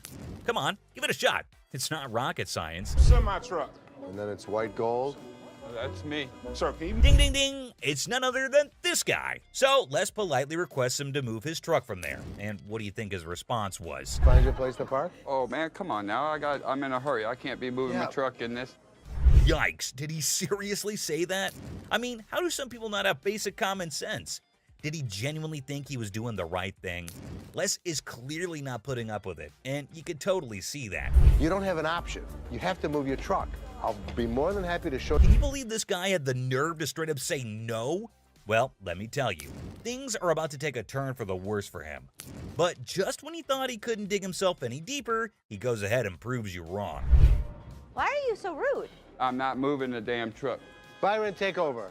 Well, obviously he's about to get kicked out, and trust me, you gotta watch this. It's absolutely hilarious. Move the truck. Come on, man. That's wrong, bro. Next time, parking on the freeway. This dude should be totally embarrassed about his behavior. And oh boy, he didn't stop there. He just kept on going.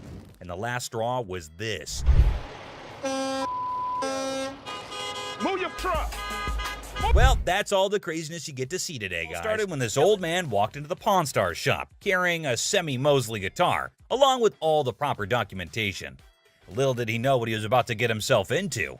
And who do we have on the other side of the counter? None other than Rick Harrison himself, the proud owner of this legendary establishment. Let's see how this unfolds. Cool. I know a little bit about him. I know that he started off repairing guitars and then actually started making guitars. Rick wasted no time, man. He was all like, yo, spill the beans about that famous guitar. And the old man, who seemed to know everything about this valuable guitar, started sharing all the juicy deets. He had some seriously high expectations for the guitar, thinking it would rake in a crazy amount of cash. But hold up, let's not get ahead of ourselves just yet.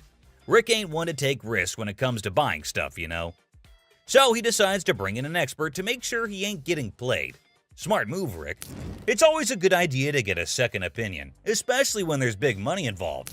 And bam, here comes the expert himself, a dude who knows guitars like nobody's business. He's about to drop some serious knowledge on this situation. The expert took a look at the hype about Semi-Mosley guitar, which the old man thinks it's worth a fortune. Now, this is where things start to get interesting. Keep an eye out for those moments when the old man's high hopes are about to go down the drain. After a thorough examination, the expert was ready to deliver his verdict. It would probably be $25,000. Well, the guitar was in great shape, no doubt about it. But no way the market value hovers around $25,000. And just like that, the old man's hope went to waste. But the old man thought the expert was kidding, and he didn't take his opinion seriously. After the expert opinion, it was time for the final moment. And here comes the classic pawn shop thing. I think we're not going to make a deal, so all I can tell you is good luck. Thanks. And oh, did I see it right. This thing ended even without a start. Well, I'm glad it saved some misery for Rick. Knowing that the guitar was worth way more than just $25,000, he left. And just like that, the deal hit a brick wall. The old man's unrealistic expectations collided head-on with the reality of the market. But next we have a total moron who shows up at the Pawn Stars shop. The old man who thought he hit the jackpot, but in the end, reality bit him in the you-know-where. So this another wild encounter is with our favorite goofball Chum Lee. Buck's got this badass pirate boat, and it can hit speeds of up to 60 miles per hour on land. Now that's some crazy shit, my dudes. You can tell he's itching to make a deal, but he knows he can't go rogue without Rick's permission. Well, the first thing he did was to send Rick a picture of this crazy giant. While waiting for Rick's reply, Chum Lee decides to go have a little fun on the ship. It's a total bummer, dude. This deal is going down the drain faster than a sinking ship. But hold up, Buck ain't giving up that easily. He wants faster than a cannonball in the water. Brace yourselves for a dramatic tale involving a limited edition bronze statue. Let's dive right in. So it all starts with a man named Raphael walking into the Pawn Stars shop with this fancy limited edition 1888 bronze statue by Louis Bacall, a renowned French sculptor. After looking at the statue and knowing the potential value of this piece, Rick started salivating like a hungry wolf. Moving further, Rick's expert eyes started analyzing every little detail, hoping to strike gold and make some serious cash. And as Rick is examining the statue, you can see the excitement building up. If it turns out to be the real deal, it could be worth thousands of dollars. The suspense is killing. Come on, man, show me those original markings. Now, Rick's like a detective on the case, searching for any signs of authenticity. And in a dramatic twist, Rick got the truth. You need to see this. Looks right. What doesn't look right is there's some pitting right here. And that crack right there is from when they casted it. It didn't happen later. The statue has been recast. Oh, the disappointment is real, my friends. Well, ain't that a kick in the teeth? This statue is nothing but a fancy replica. 1888. The original was made in 1888. I don't believe you. Okay, I mean... Raphael's hopes went up in smoke, and the idiotic mistake is laid bare. I don't care what you say. I don't care what you tell me, but I know you're full of You know... Looking at Raphael, it sure is clear that he's not taking the news well. He's about to unleash his frustration on Rick, and things are about to get heated. And what did we see? Looking at the heated argument, Rick's bodyguard was just about to get in the scene, but Rick stopped them. Just when tensions were about to boil over, Richard stepped in to play the peacemaker. He's not one to let things escalate, especially when it comes to business. And I 100% agree with what Richard just said. You might be wrong, we don't know. We're in the business to make money. But when we don't feel comfortable with something, we're going to back off. He's a smart guy indeed. It's true that they're here to make some dough, but with that, they also got to be smart about it. If something doesn't feel right, gotta back off. No hard feelings, Raphael. Do you agree that a business is about making money, and sometimes we gotta be cautious? Can't blame us for not wanting to get burned. Look, Richard's wisdom prevails, reminding everyone that it's all about the money, but also about maintaining integrity. All right, let's take a chill pill, guys.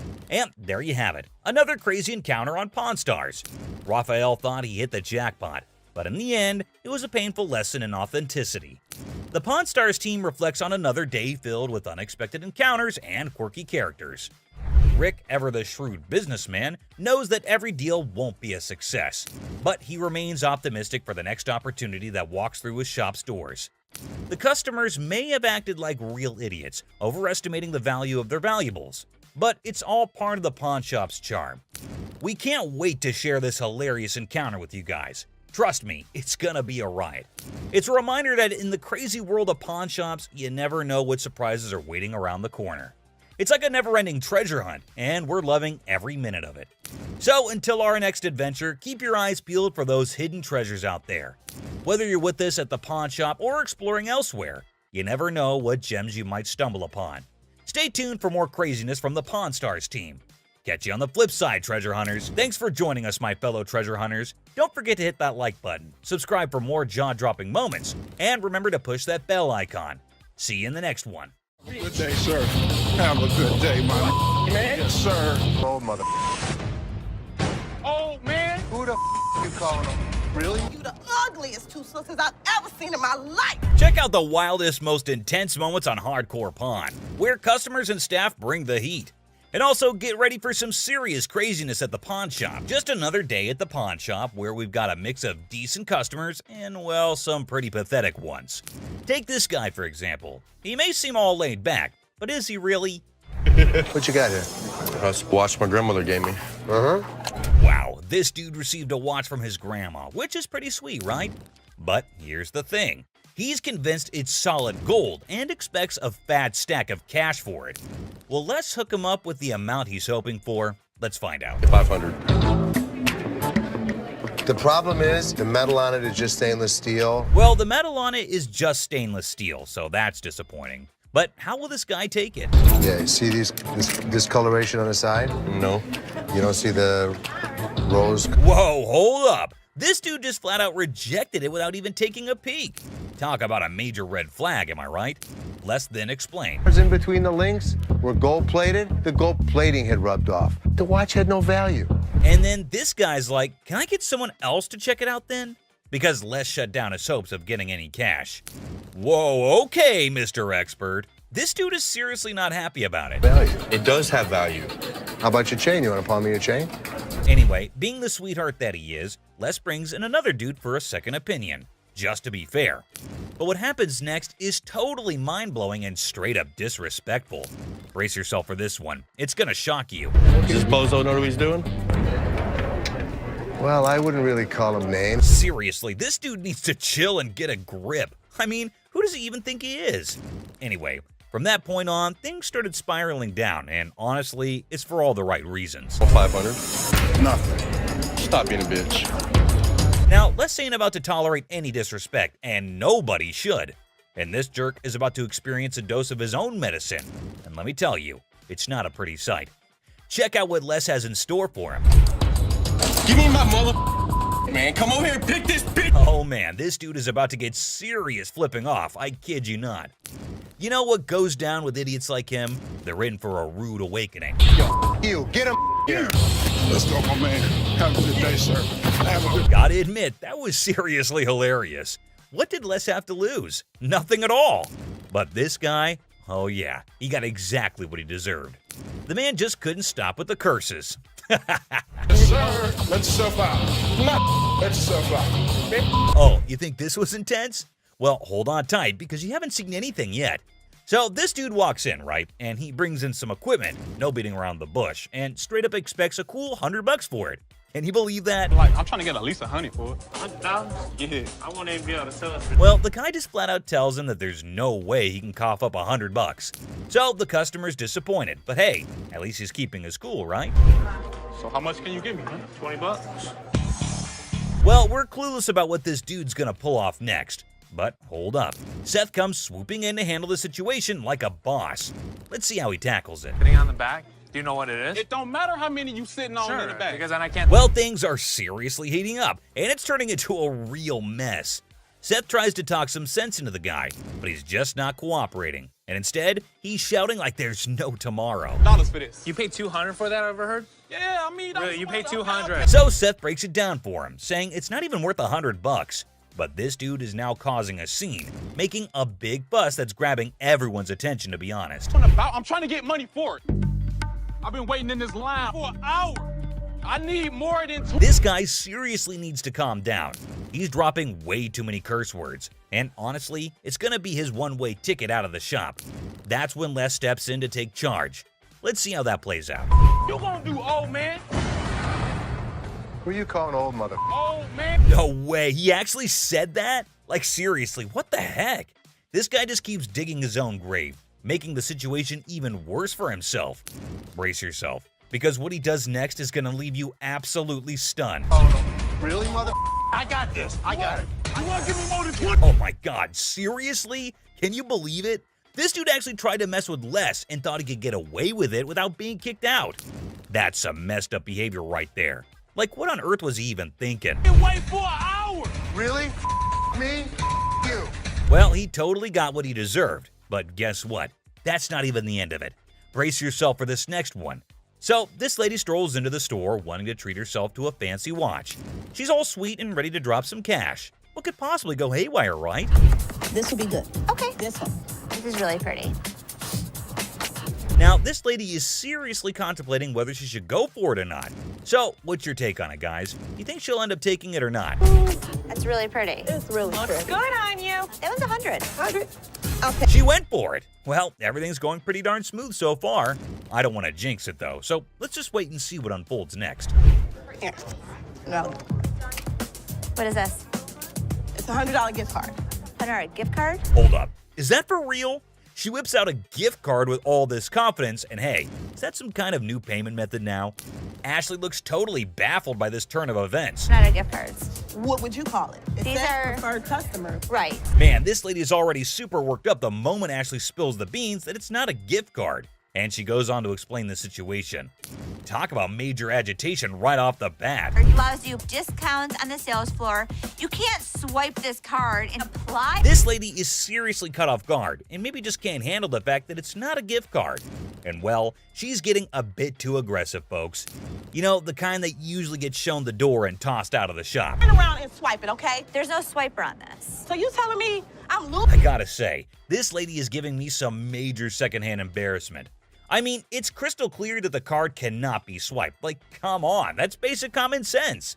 But no, this woman just kept on making a complete fool out of herself. I don't understand up in here, okay? Well, what is I'm she not gonna about to swipe? lose, Hold on all one right? second. Let me explain this I'm to not her. about. Man, the way this woman is yelling, it won't be long before she gets the boot from the pawn shop.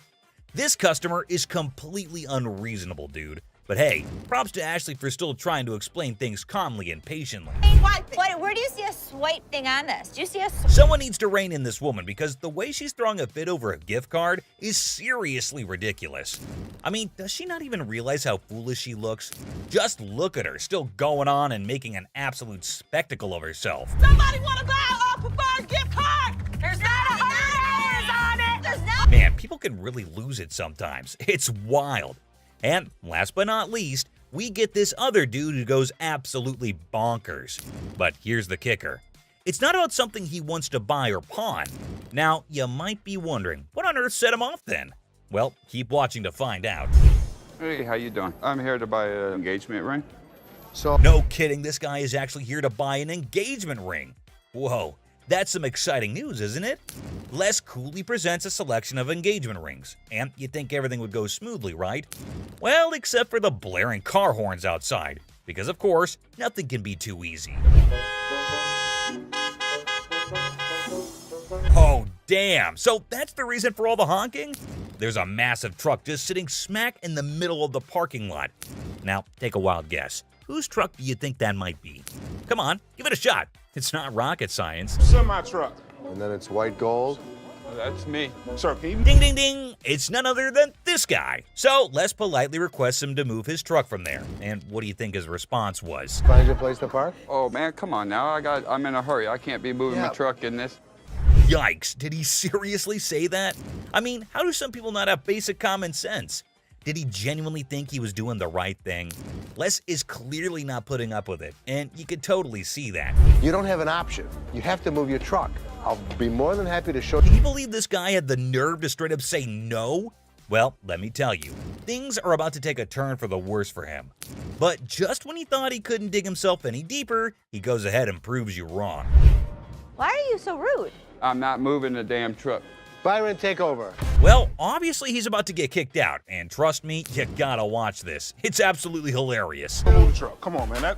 That's wrong, bro. Next time, parking on the freeway. This dude should be totally embarrassed about his behavior. And oh boy, he didn't stop there. He just kept on going. And the last straw was this. Move your truck. Silver Surfer.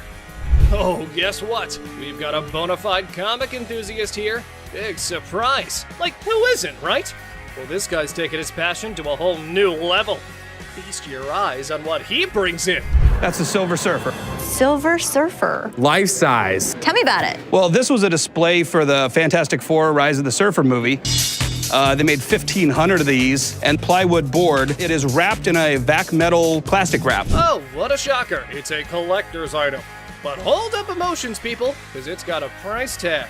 I'm not sure if the experts are going to agree. Well, online, these things go for $3,000. Actually, Silver Surfer was voted in the top 50 recognizable comic book heroes in America. I mean, I really went $2,000 for it. I am willing to buy this from you for $500. Hey, genius. If you're after that dream price, maybe hit up a comic store. Selling your treasure trove at a pawn shop? Yeah, real brainiac move here, buddy. 900 bucks. That's it. Think I'm gonna have to walk. All right, well, it was a pleasure. We're gonna go surfing on home. See you later. Custom-made electric chair. Folks, take a puff. We've witnessed all sorts of weirdness at the pawn shop, but this fella's cranked it up a notch. Check out his wild sell list. So tell us a little bit about them. We have Halloween retail stores. This is a custom-made electric chair. There's a whole show if you guys want to see it. Sure, go ahead, show us. Hell yeah! I'm really into this kind of thing. This might be the new feature at my house on Halloween. Oh, just what we all need. A bedside toy that screams Halloween 24/7. No biggie, except it's art, not like living in a slasher fic or anything. So we're looking to get about $8,000. Brand new, they're just above $9,000. And that makes a lot of sense. Right. Buy a used one that's 6 years old. Well, the for cool thing $8,000. about this one is that they don't make them like this anymore. You're right, they don't. The new ones are digital. Well, guys, Mr. Ambitious over here is dead set on this mystery item. Heaven knows what his grand plan is, but Les has a style for a bargain. Thank you very much for bringing Thank it in. We appreciate it. Damn it. I'm a little disappointed that I gotta schlep it back home, but you know, with Michigan being, like the #1 state for haunted houses and attractions and things like that. Elephant skull haggle. Oh, guess what? No fancy sofa, no blingy ring, and no one-of-a-kind car to pedal? No worries. How about you trade an elephant skull for some greens? Because that's normal, right? Skull of an elephant. Really? Very unusual. It's very unusual. My best friend had it, passed away, and I inherited this one. It's where the tusks were. I understand that. It came from Africa? Yeah, right. Well, I So- can promise you nobody has ever brought in an elephant skull, ever. That I can Little tell you. unique. Ever wondered where one finds a thing like that? Well, surprise, surprise, there's a thriving market for massive elephant skulls. Yeah, you heard it right. Skull heads. 1,000. That's as low as I'm gonna go. Let me talk to my elephant expert. Africans are buying now for $2,300 and the Asians are $1,900. The good part was, it's worth the money. There is a demand for elephant skulls, but I'll be damned if I'm giving it away. Okay, peeps. When Les locks onto something, prepare for a solar eclipse, because he's not releasing his grip. Anyway, there's a plot twist in this pawn shop drama. I got $700 bills waiting for me. $750. $700. And if you think it's worth $50 for you to schlep it home, It isn't. Schlep it. It isn't. Schlep it. I'll give it to you for $7. You got a deal. Thank you very much. Thank Come you. right over Thank here. you. We'll Thank take you. care All of it. right. All right. Yeah. Mark, thank you. Bone Rattler. Okay, people, the granddaddy of speed in the house. Ready to snatch up a drag racing car from the pawn shop? Who knew shuffleboard was just a warm-up? This guy is an expert. He knows all about drag racers. So does Jeff. Jeff is my jeweler, but he's much more knowledgeable with engines than I am. The guy that sold it to me said it cost him $85,000 to put it together. Probably clipping along at about 250 miles an hour. Fire this puppy up. I don't know how to start it. Gather around, youngsters. We got a drag racing sage here, boasting a mere 30 years under his belt. So the wisdom dump is here, as he schools the pawn shop owner. You know how to start him? Sure. I knew you did. How long have you been racing dragsters? For about 30 years. Oh. You ready for this? I'm ready when you are.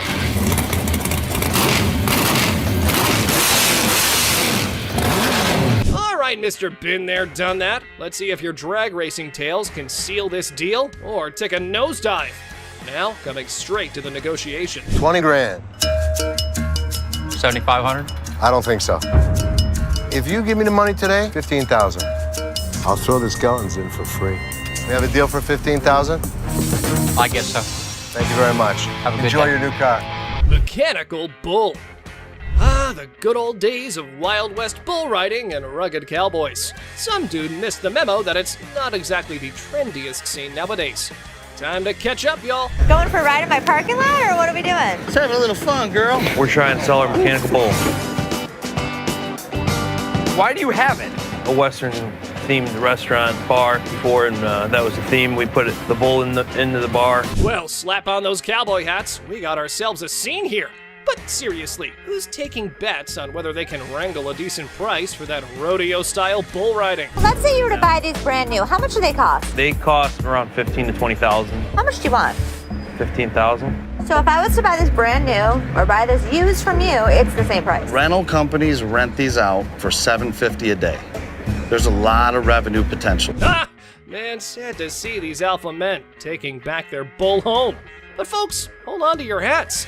Maybe Ashley has something else in her mind. 3,000 right now. 45. 31. 39, you pack it up. That's my bottom dollar. 34. I can't do it. Sorry, good luck. Dr. Death's van. Step right up, viewers. You've heard of Dr. Death, but today's highlight is the van that spotlights as the ride for assisted suicides. Because nothing says vacation like a one-way ticket, right? This is a 1968 Volkswagen van owned by Dr. Death, Jack Kevorkian. By Dr. Death. This is the actual van that he did his first and several other assisted suicides in. Jack Kevorkian was an iconic figure in the city of Detroit. We're not aiming for a Valley of Chrome farewell tour this time. Mr. Big Bucks here wants a six-figure sum. Brace yourselves, because Les has his few concerns all queued up. It is a piece of history. I like buying weird. You won't find another one. The problem is, it doesn't make sense to spend six figures on something like this for me. Well, you either love it or hate it. But I love it. This is definitely a piece of Detroit. A van oozing that delightful combo of creepiness and death vibes. So legit. However, why not throw in another expert opinion? Let's see how that went. So 10,000 ain't gonna buy it. No, I'm in the six-figure range. 20 grand? No. 25 grand. 30 grand. 50 grand? 30. One time. 50. 30 cash right now. Bizarre bikini. Check out this granny of the century who strolls into the pawn shop with an elderly figure that has a lot to do with, I don't know. You have a look and maybe you decide. Which is the doll? I heard that. I'm undressing her. What can I say? A really nasty looking woman, but a very cool item. Yep, that's about accurate. You just saw a long-legged granny in a bikini. All the efforts are done in the name of art. However, our granny here invested in this model. How much did you want for this thing? I'd like to get $500 for it. This thing is art. It's a very cool item, but not for that price. She's really cute. I mean, she's really fun to look at, but it's not going to be even close to 500 bucks. Never mind, that was gonna be a deal breaker.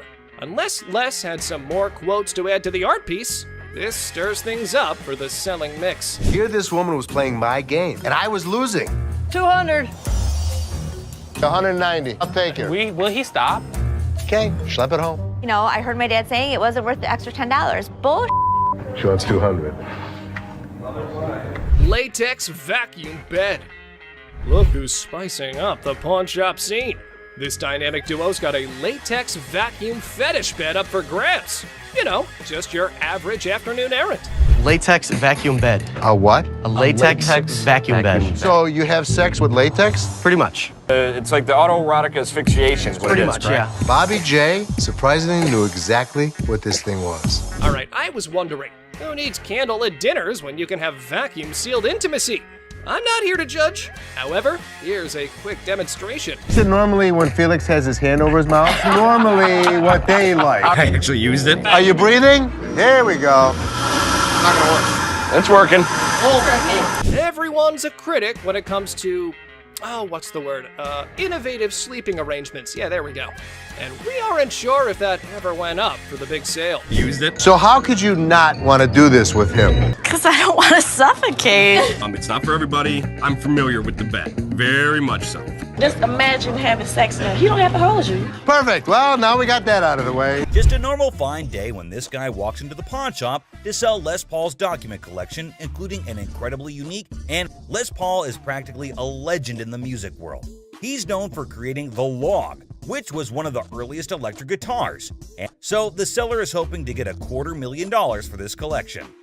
The big question is, Rick Harrison calls for Drew, the expert from Authentic Autographs Unlimited, who specialized in his last name when signing autographs. He goes on, Rick, but someone in the comments section went all out and said that those papers would fetch a whopping $190,000 if Joe Bonamassa got his hands on them. Another user totally agreed with him, and even said that if this guitar showed up in the right magazine, some millionaire rock star would easily drop at least $200,000 for it. But here's the main part. Did the pawn shop actually make any profit? Hell yeah, they did! Once the show aired, they wasted no time and threw that bad boy up on eBay. And guess what? They scored a whopping $110,000 for it. They ended up making a cool $20,000 profit, guys. Now that's what I call a successful hustle. Next up, we have a customer who came in trying to sell a sword that was supposedly forged by the famous Yasutsugu family, known for making weapons for badass samurais back in the day. But here's the twist. The seller looked familiar to Corey. It turned out that he had been there before to sell a trophy. You'll be thinking what kind of trophy it must be. Maybe some ancient artifact or something, right? But nope, it was actually a Grammy Award. Yes, all in excitement, Rick bought it. But later he found out that it was not allowed to be sold. Oops, I can see a great loss there. Because of that now, they had to be extra careful before dealing with this sword. They weren't sure if it was a legit samurai sword or just some ninja knockoff. The seller is a lawyer and claimed he had received the sword as payment for his legal work. Pretty cool, huh? Some users are even cracking jokes about why the guy was so willing to sell such a masterpiece. One such comment was he must have been scared of his wife's anger, whose eyes are always fixated on that sword. And if she ever gets her hands on it, she's ready to knock him off.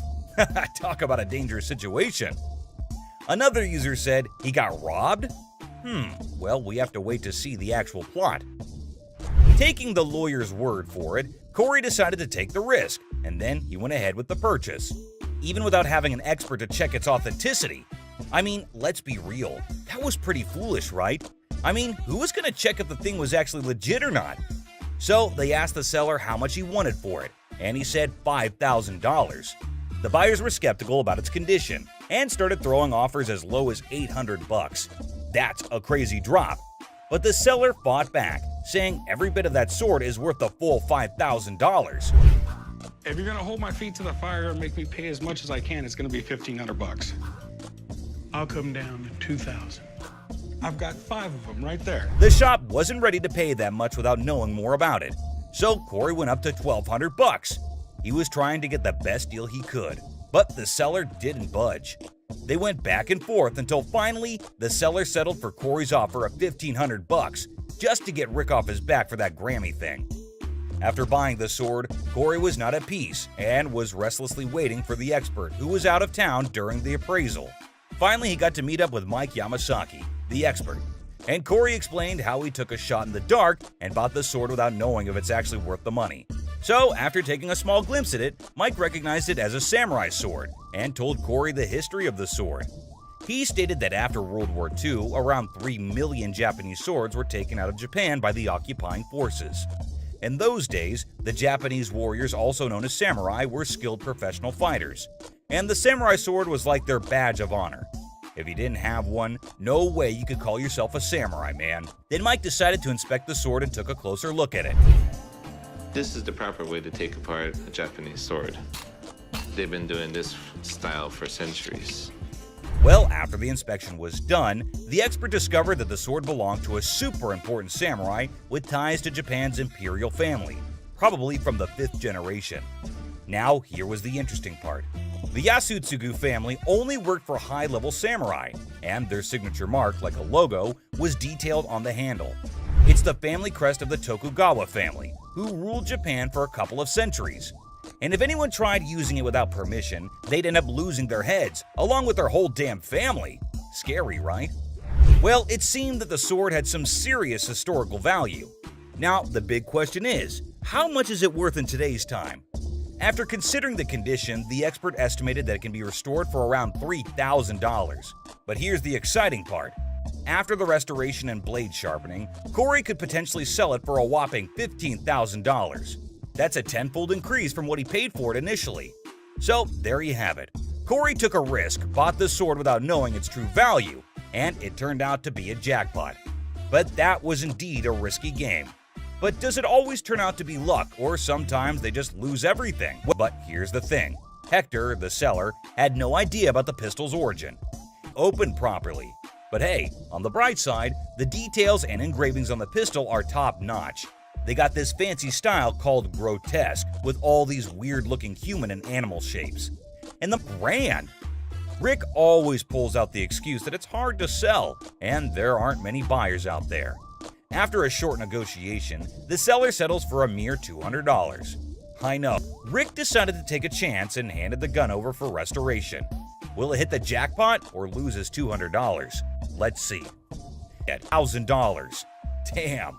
Well, let's watch if it works. I got my headphones on, so I can't hear you. So after successfully restoring the item and getting it in working condition, that's a crazy profit of $4,800. Absolutely hard to believe, right? Someone even commented that Rick straight up robbed Hector in broad daylight. Users are not holding back with their savage opinions. Well, keeping everything aside, this was indeed one of the craziest profits earned at Pawn Star Shop. Moving on, throughout their entire history. Users also shared how this whole episode reminded them of their beloved history classes back in their school days. It brought back memories of learning about the triumphs, tragedies, dramas, and even the occasional humor that filled those lessons. With the background story out of the way, Rick finally gets down to the burning question. And guess what? They were like the main competitors to Fabergé. So we're talking about a medal of Fabergé quality here. Crazy enough to give Rick some hope. But Craig kept going on and on about how gorgeous the medal. Damn, the medal is valued at around $30,000 to $40,000? That's awesome. And it definitely brought a big wide smile on Rick's face. But hold up. Sadly, Craig has some serious concerning news for him. Apparently, the market for this specific metal is pretty thin, meaning there's not much chance for Rick to sell it easily. Talk about a check he can't cash. But hey, Craig's always got a solution up his sleeve. So he got in contact with a guy in Germany who has a box for this metal, has the ribbon for it, and even the breast star. It's all part of a set, you see, but there's a big hole in the guy's box, specifically for the neck order. And Craig just knew that he finally found a potential buyer for the metal, someone who needs to complete their set. Now, both the parties are ready to strike a deal. One person made a comment praising the honesty of Craig, noting how he offered a price range for the metal that matched its actual value of $30,000 to $40,000. Despite knowing that Rick had only paid $6,000 for it, Craig could have easily offered a lower price, like $12,000, and made a huge profit. But instead, he respected Rick and still managed to make some money while being fair. This man named Randy walked into the store with a huge-ass vending machine. He believes that his machine is from the 1940s. Candy? Yes, sir. You know who loves candy, right? This guy. Well, chum, we know your love for candies, but is this deal as sweet as them? This machine sure has Chum's heart, but Randy doesn't even know if it works, and neither does he have the keys to it. Well, let us look into what Chum thinks about it and whether he thinks it would be worth the cost. Just taking a look at it, I mean, it looks pretty rough shape. There is a lot of rust on it. It sure needs a good restoration, but Randy wants $1,000 for it. Man, it already needs so much work to be done. I personally don't think it's worth investing so much, but who am I to suggest? Oh, how the chum had been schooled by experience. A lesson etched deep into the fibers of his being. Scarred by past misjudgments and Rick's scoldings, he now approached each decision with newfound caution. But hold on to your seats, for the words that spilled from the expert's lips were nothing short of astonishing. Get ready to be astonished, for the expert's revelation is nothing short of extraordinary. Whoa. Oh boy, right? The guts are missing. So what this needs...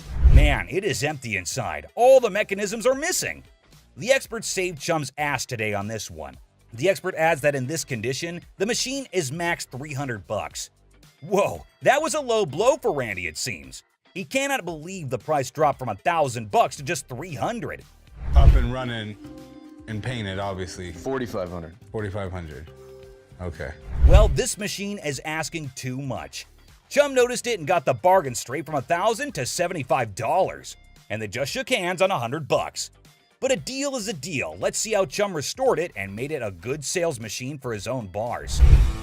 Whoa! Holy chum bar! Check it out, right? That is freaking awesome. Whoa, the machine is brand new again. No one can even imagine how it was before. And I know you're thinking no one got furious here, but hey, the video doesn't end here. You see, Rick was not so happy about the sweet gift lying in the garage.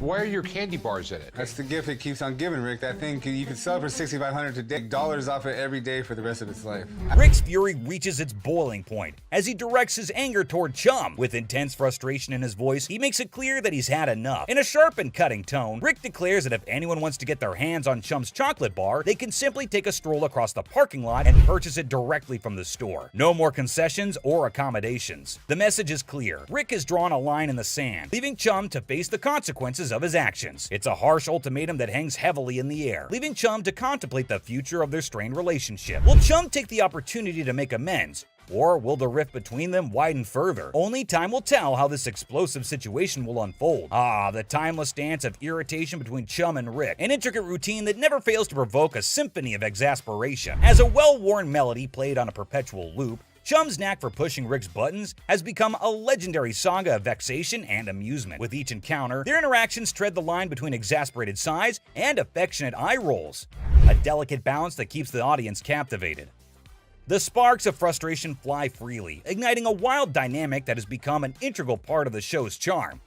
So, dear observer, prepare yourself for yet another chapter in the saga of Chum and Rick's fierce relationship, where irritation and amusement intertwine in a dance that never ceases to entertain. Did you know that Chum's not just passionate about candies, he is passionate about diving as well? You can't even imagine what he buys next. He goes to buy a sailboat. Yes, you heard it right, a full sailboat. Rick was unhappy about the candy machine. You can't even imagine how he's gonna react to this deal. Give you that. Minus a little bit of paint and, a little glue and some elbow grease, I think it's in great condition. In the realm of high-stakes negotiations, a pivotal moment emerged when Chumlee laid his cards on the table. offering a seemingly irresistible deal for a remarkable boat priced at $7,000. But Chum couldn't agree on this price. It was too much. The air crackled with anticipation as the weight of the proposition hung in the balance, threatening to tip the scales of Rick's patience. It was a make-or-break moment that had the potential to send shockwaves through their long-standing relationship. The stakes were set, and the tension mounted like a pressure cooker nearing its boiling point. Could this be the tipping point that would send Rick over the edge, leading him to unleash his wrath upon Chumlee? The suspense was palpable, and we are eagerly awaiting the outcome of this risky transaction. Chum made a really nice bargain and came to $3,800 as the closing price. The boat, I realized I was gonna need somewhere to park. Since it's such a beauty, a better place than right in front of the pawn shop. All right, start right there. Oh boy, get ready for the inevitable fireworks when Rick lays eyes on a massive boat about to be parked right in front of the pawn shop. You just know trouble's brewing. Rick's face turns crimson with anger as he witnesses the chaos ensuing in the parking lot. Shouting fills the air, ropes are flailing about, and the situation is spiraling out of control. Now, it's up to you to decide how Rick will react. Will he burst out of the shop like a raging bull, ready to lay down the law and restore order? Or will he take a moment to cool down and approach the situation with a level head? Brace yourself for the dramatic clash that lies ahead. What insanity do you guys have going on? What's going on here? But hold on, there's a twist in this tale. Chum steps forward, determined to explain his actions, and hopeful that Rick will actually commend him for his endeavors. With a mix of confidence and trepidation, Chum begins to share his motivations and the reasoning behind his seemingly chaotic actions. He lays it all out, hoping that Rick will see the brilliance behind his plan. What do you think? How will Rick respond? Will he give Chum the recognition and praise he desires, surprising everyone with his understanding and appreciation? Or will he continue to be infuriated, dismissing Chum's explanation as nothing more than an attempt to cover up his reckless behavior? Here comes a roller coaster of emotions as this captivating scene unfolds before your eyes. I need a spot to park your 27-foot sailboat that I just bought you. A look of profound disappointment washes over Rick's face, his eyes conveying a mixture of frustration and exasperation. He can't help but feel let down by Chumlee once again. With a raised voice, Rick unleashes his discontent, emphasizing the absurdity of the low price Chumlee has set for the boat. In a biting remark, Rick suggests that if the boat is being sold at such a bargain, one can only imagine the true condition and quality of the vessel. He acknowledges the undeniable truth that a good boat worth its weight in value would never be sold at such a low cost. The disappointment in Rick's voice is palpable as he grapples with the reality of the situation and his frustration with Chumlee's decision-making. It's a moment that highlights the clash of expectations and the unrelenting nature of their dynamic. Poor Corey gets dragged into it for no apparent reason. Supposed to be a manager. You handle this. We're not going to have a boat in the parking lot. Put the boat somewhere. And where I'd like you to put it, I really can't say. Poor Chum, yet again, not appreciated for any efforts. As if the mounting list of Chum's blunders wasn't already enough to incite Rick's fury, an air of suspense fills the room as Chum finds himself teetering on the precipice of yet another foolish choice. Tension crackles in the atmosphere as we hold our breath, waiting to see if Chum will repeat his pattern of misguided decisions. The weight of anticipation hangs heavy, like a dark cloud looming overhead. In the midst of this suspenseful moment, Rick's anger simmers beneath the surface, ready to erupt like a volcano. The stakes are high, and the consequences of Chum's potential misstep could be dire. Prepare to have your mind blown. Have you ever heard of a street-legal pirate ship? As the wind tousled Chumlee's hair and the weather played its part, a symphony of elements converged to enhance his adoration for the float even further. With every passing moment, Chumlee's affection for the vessel grew as if it were infused with magical essence. And amid the sensation of pure bliss, the heartbreaking reality sets in as he realizes that Rick's words don't align with his own deep-rooted passion for the pirate ship. It's a moment of profound disappointment as Chumlee grapples with the stark contrast between his own excitement and Rick's lack of endorsement. Emotions swirl within him, hurt, confusion, and a tinge of resentment. In this aspect, Rick's fears find resonance in Corey's assessment. The rational part of their minds acknowledges the validity of Rick's concerns, a barrier that cannot be breached without dire consequences. The clash between longing and practicality creates a dilemma that Chumlee must confront head-on. The owner wanted $250,000 for it. Man, that is a little too much. The last bargain he could agree on was $190,000, man. That is still so much money. Chumlee was so sure that Rick would want to get it, until he checks his phone. Sometimes even Rick makes a mistake, and the great Harrison is not at all happy about this one. A captivating scene unfolds as Bill strides into the store, his presence immediately catching the attention of the Pawn Stars crew. In his possession, he carries a Wells Fargo Strongbox, an intriguing artifact that exudes a sense of mystery and historical significance. As if that weren't enough, he adds to the spectacle by unveiling antique balls and chains, further piquing the curiosity of everyone present. Bill, confident in his offering, sets the price at a hefty $2,000. A sum that raises eyebrows and sets the stage for a fascinating negotiation. We got a Wells Fargo Strongbox and some antique ball and chain. Okay, you do have a... The anticipation builds as the Pawn Stars team contemplates the value and potential of this unique collection. Will they be able to strike a favorable deal that satisfies both Bill's expectations and their own interests? With his vast knowledge and years of experience, Rick's expertise comes to the forefront as he steps into the bargaining arena. Determined to navigate the deal without relying on external advice, confident in his abilities, he draws upon his extensive understanding of historical artifacts and market trends to assess the true value of Bill's offering. Rick's sharp mind is like a well-honed tool, dissecting the details and uncovering the hidden gems within the collection. As the negotiation unfolds, his eloquence and persuasive arguments come alive, revealing a masterful display of wit and intellect. Rick's knowledge becomes a formidable weapon, allowing him to strike a delicate balance between fair pricing and maximizing the potential of the transaction. It's a testament to his experience and a showcase of his ability to thrive in the world of bargaining, showcasing the power of a sharp mind in the pursuit of a favorable deal. Electrically welded. See how these have arcs from an arc welder? Sure, okay. Okay, and my other big concern? As Rick utters the phrase "other concern," a flicker of suspicion dances in his eyes, indicating that there may be more at play than just the handcuffs. His discerning gaze scrutinizes the items within the Wells Fargo Strongbox, sensing something amiss. What could it be? A forged antique? A replica masquerading as a genuine artifact? The anticipation mounts, and the negotiation takes an unexpected turn as Rick dives deeper into his investigation. Determined to unveil the secrets concealed within the box, Rick further adds that the box might actually be real, but the stuff in it is absolutely not. So that made him a little concerned about it, to which the man explains that the stuff was not in the box. He just kept it all in there. You always see a Wells Fargo Strongbox and an old Hollywood Western, so this will definitely get a lot of interest from collectors. The bargain started at $1,200, but hey, we know Rick. He is damn good at bargains. He finally sealed the deal at $450. But obviously, we need a piece of expert advice over here. Mark, the man with all his knowledge and his beard, is called back to the store. Have you already bought this? That sounds bad. Mark further tells Rick the bad news. It was a complete fake. Damn it, Rick. Looks like Harrisons get pissed off on this show. But hey, another day, another lesson to be learned, right? Kicking off with this episode, which is sure to give you quite a jolt. Hey, how's it going? The episode just starts with a casual conversation between Rick and an old man. But look what he's got. Yes, my friends, you just laid eyes on an 1884 Colt that was used in the Wyoming Range War, also known as the Johnson County War. Goes with it. There's nothing like a good book after a good shooting. That's what I always say. And not to forget the book that comes with it. I mean, you gotta keep the rare flock together.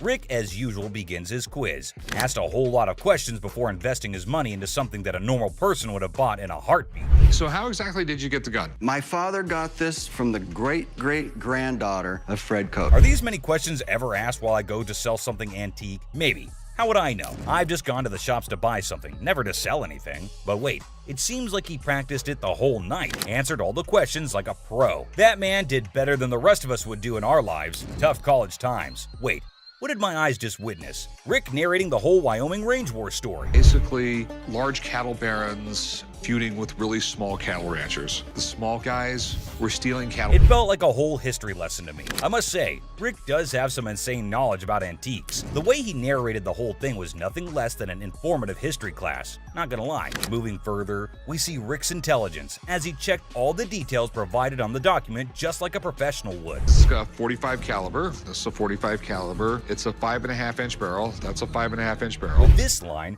when you throw on a personal story that actually ties a cowboy to a gun, that's the kind of thing collectors love. I can see he clearly knows how to hit the proper note. But when you throw in a personal story that actually ties a cowboy to a gun, that's the kind of thing collectors love. Without a second thought, the man quoted $55,000 for the gun. What do you think? Are Rick and the old man on the same page? Well, for you to know that, you have to continue watching.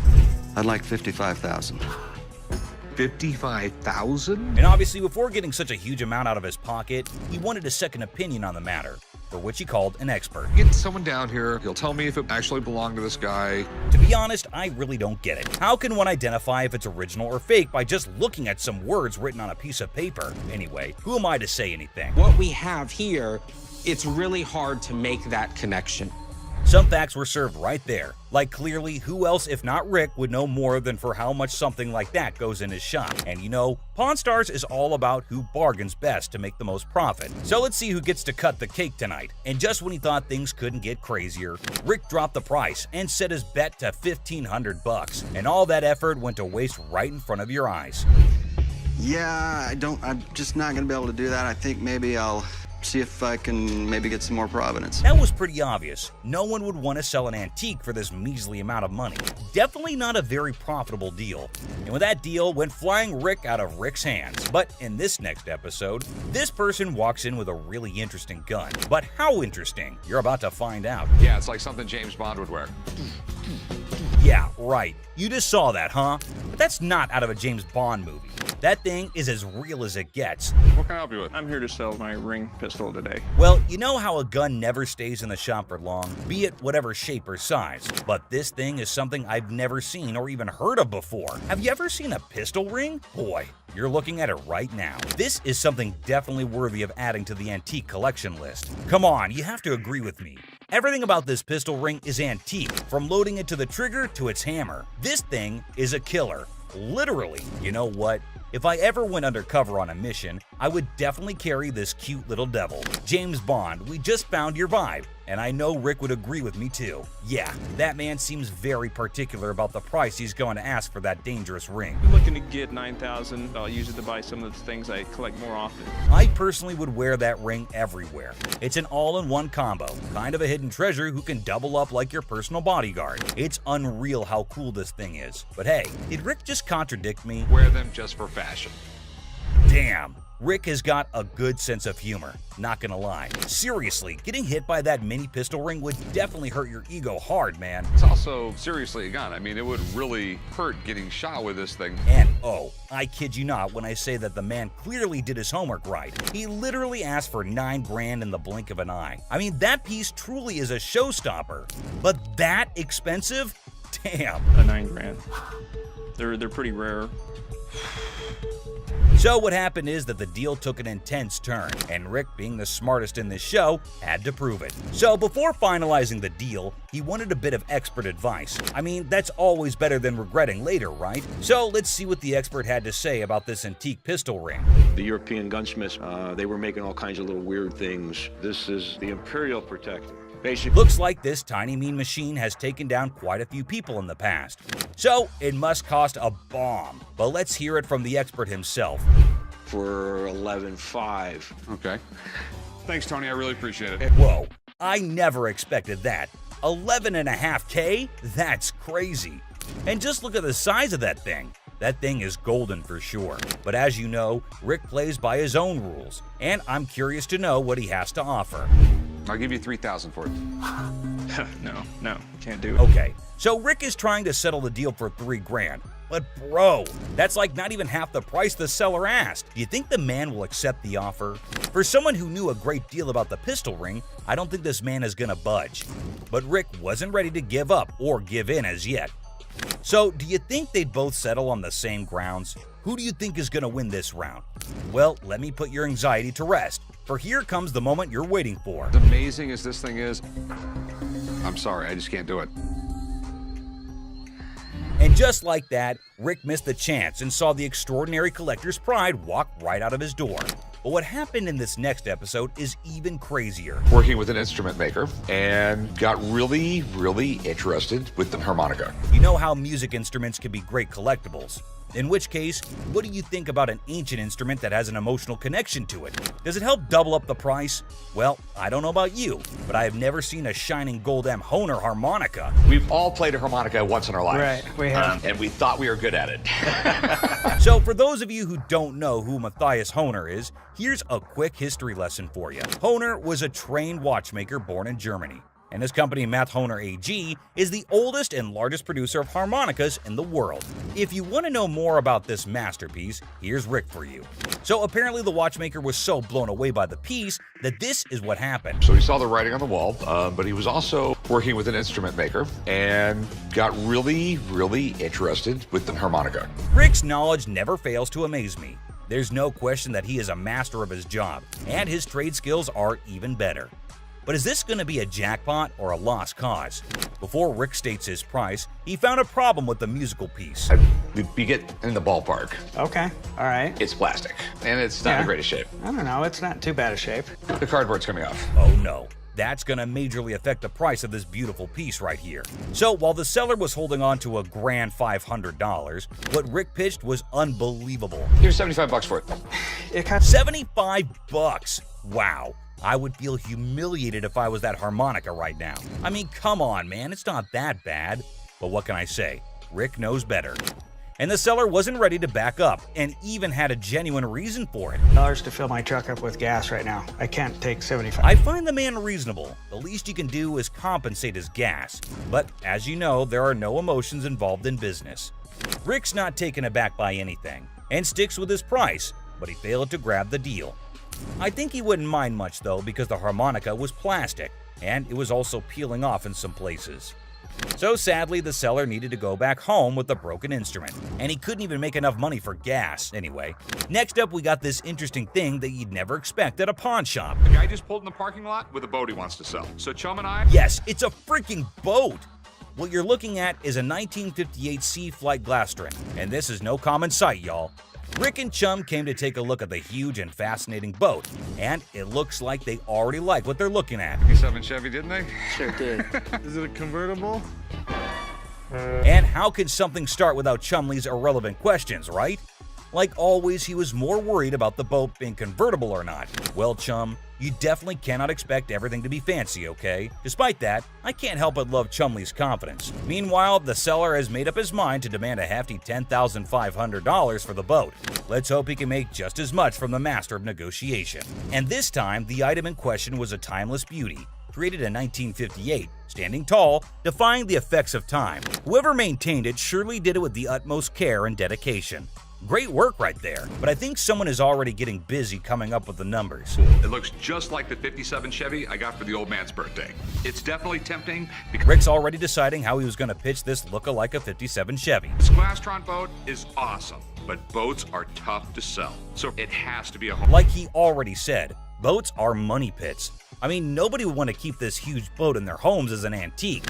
Quite rare, as the word suggests itself. But this seller is definitely giving Rick tough competition. With all that USP knowledge he was throwing about, he came in here ready to face the pawnbroking world. Do you know why? Because it was a little 17-foot boat. No, because it was fiberglass. No more wood boats. Wood boats were moving out. But what happened next was totally unexpected. 10-5. In an unexpected turn, the owner of the boat bravely revealed a startling price tag, $10,500. Wow, that's crazy. What do you think Rick is gonna do?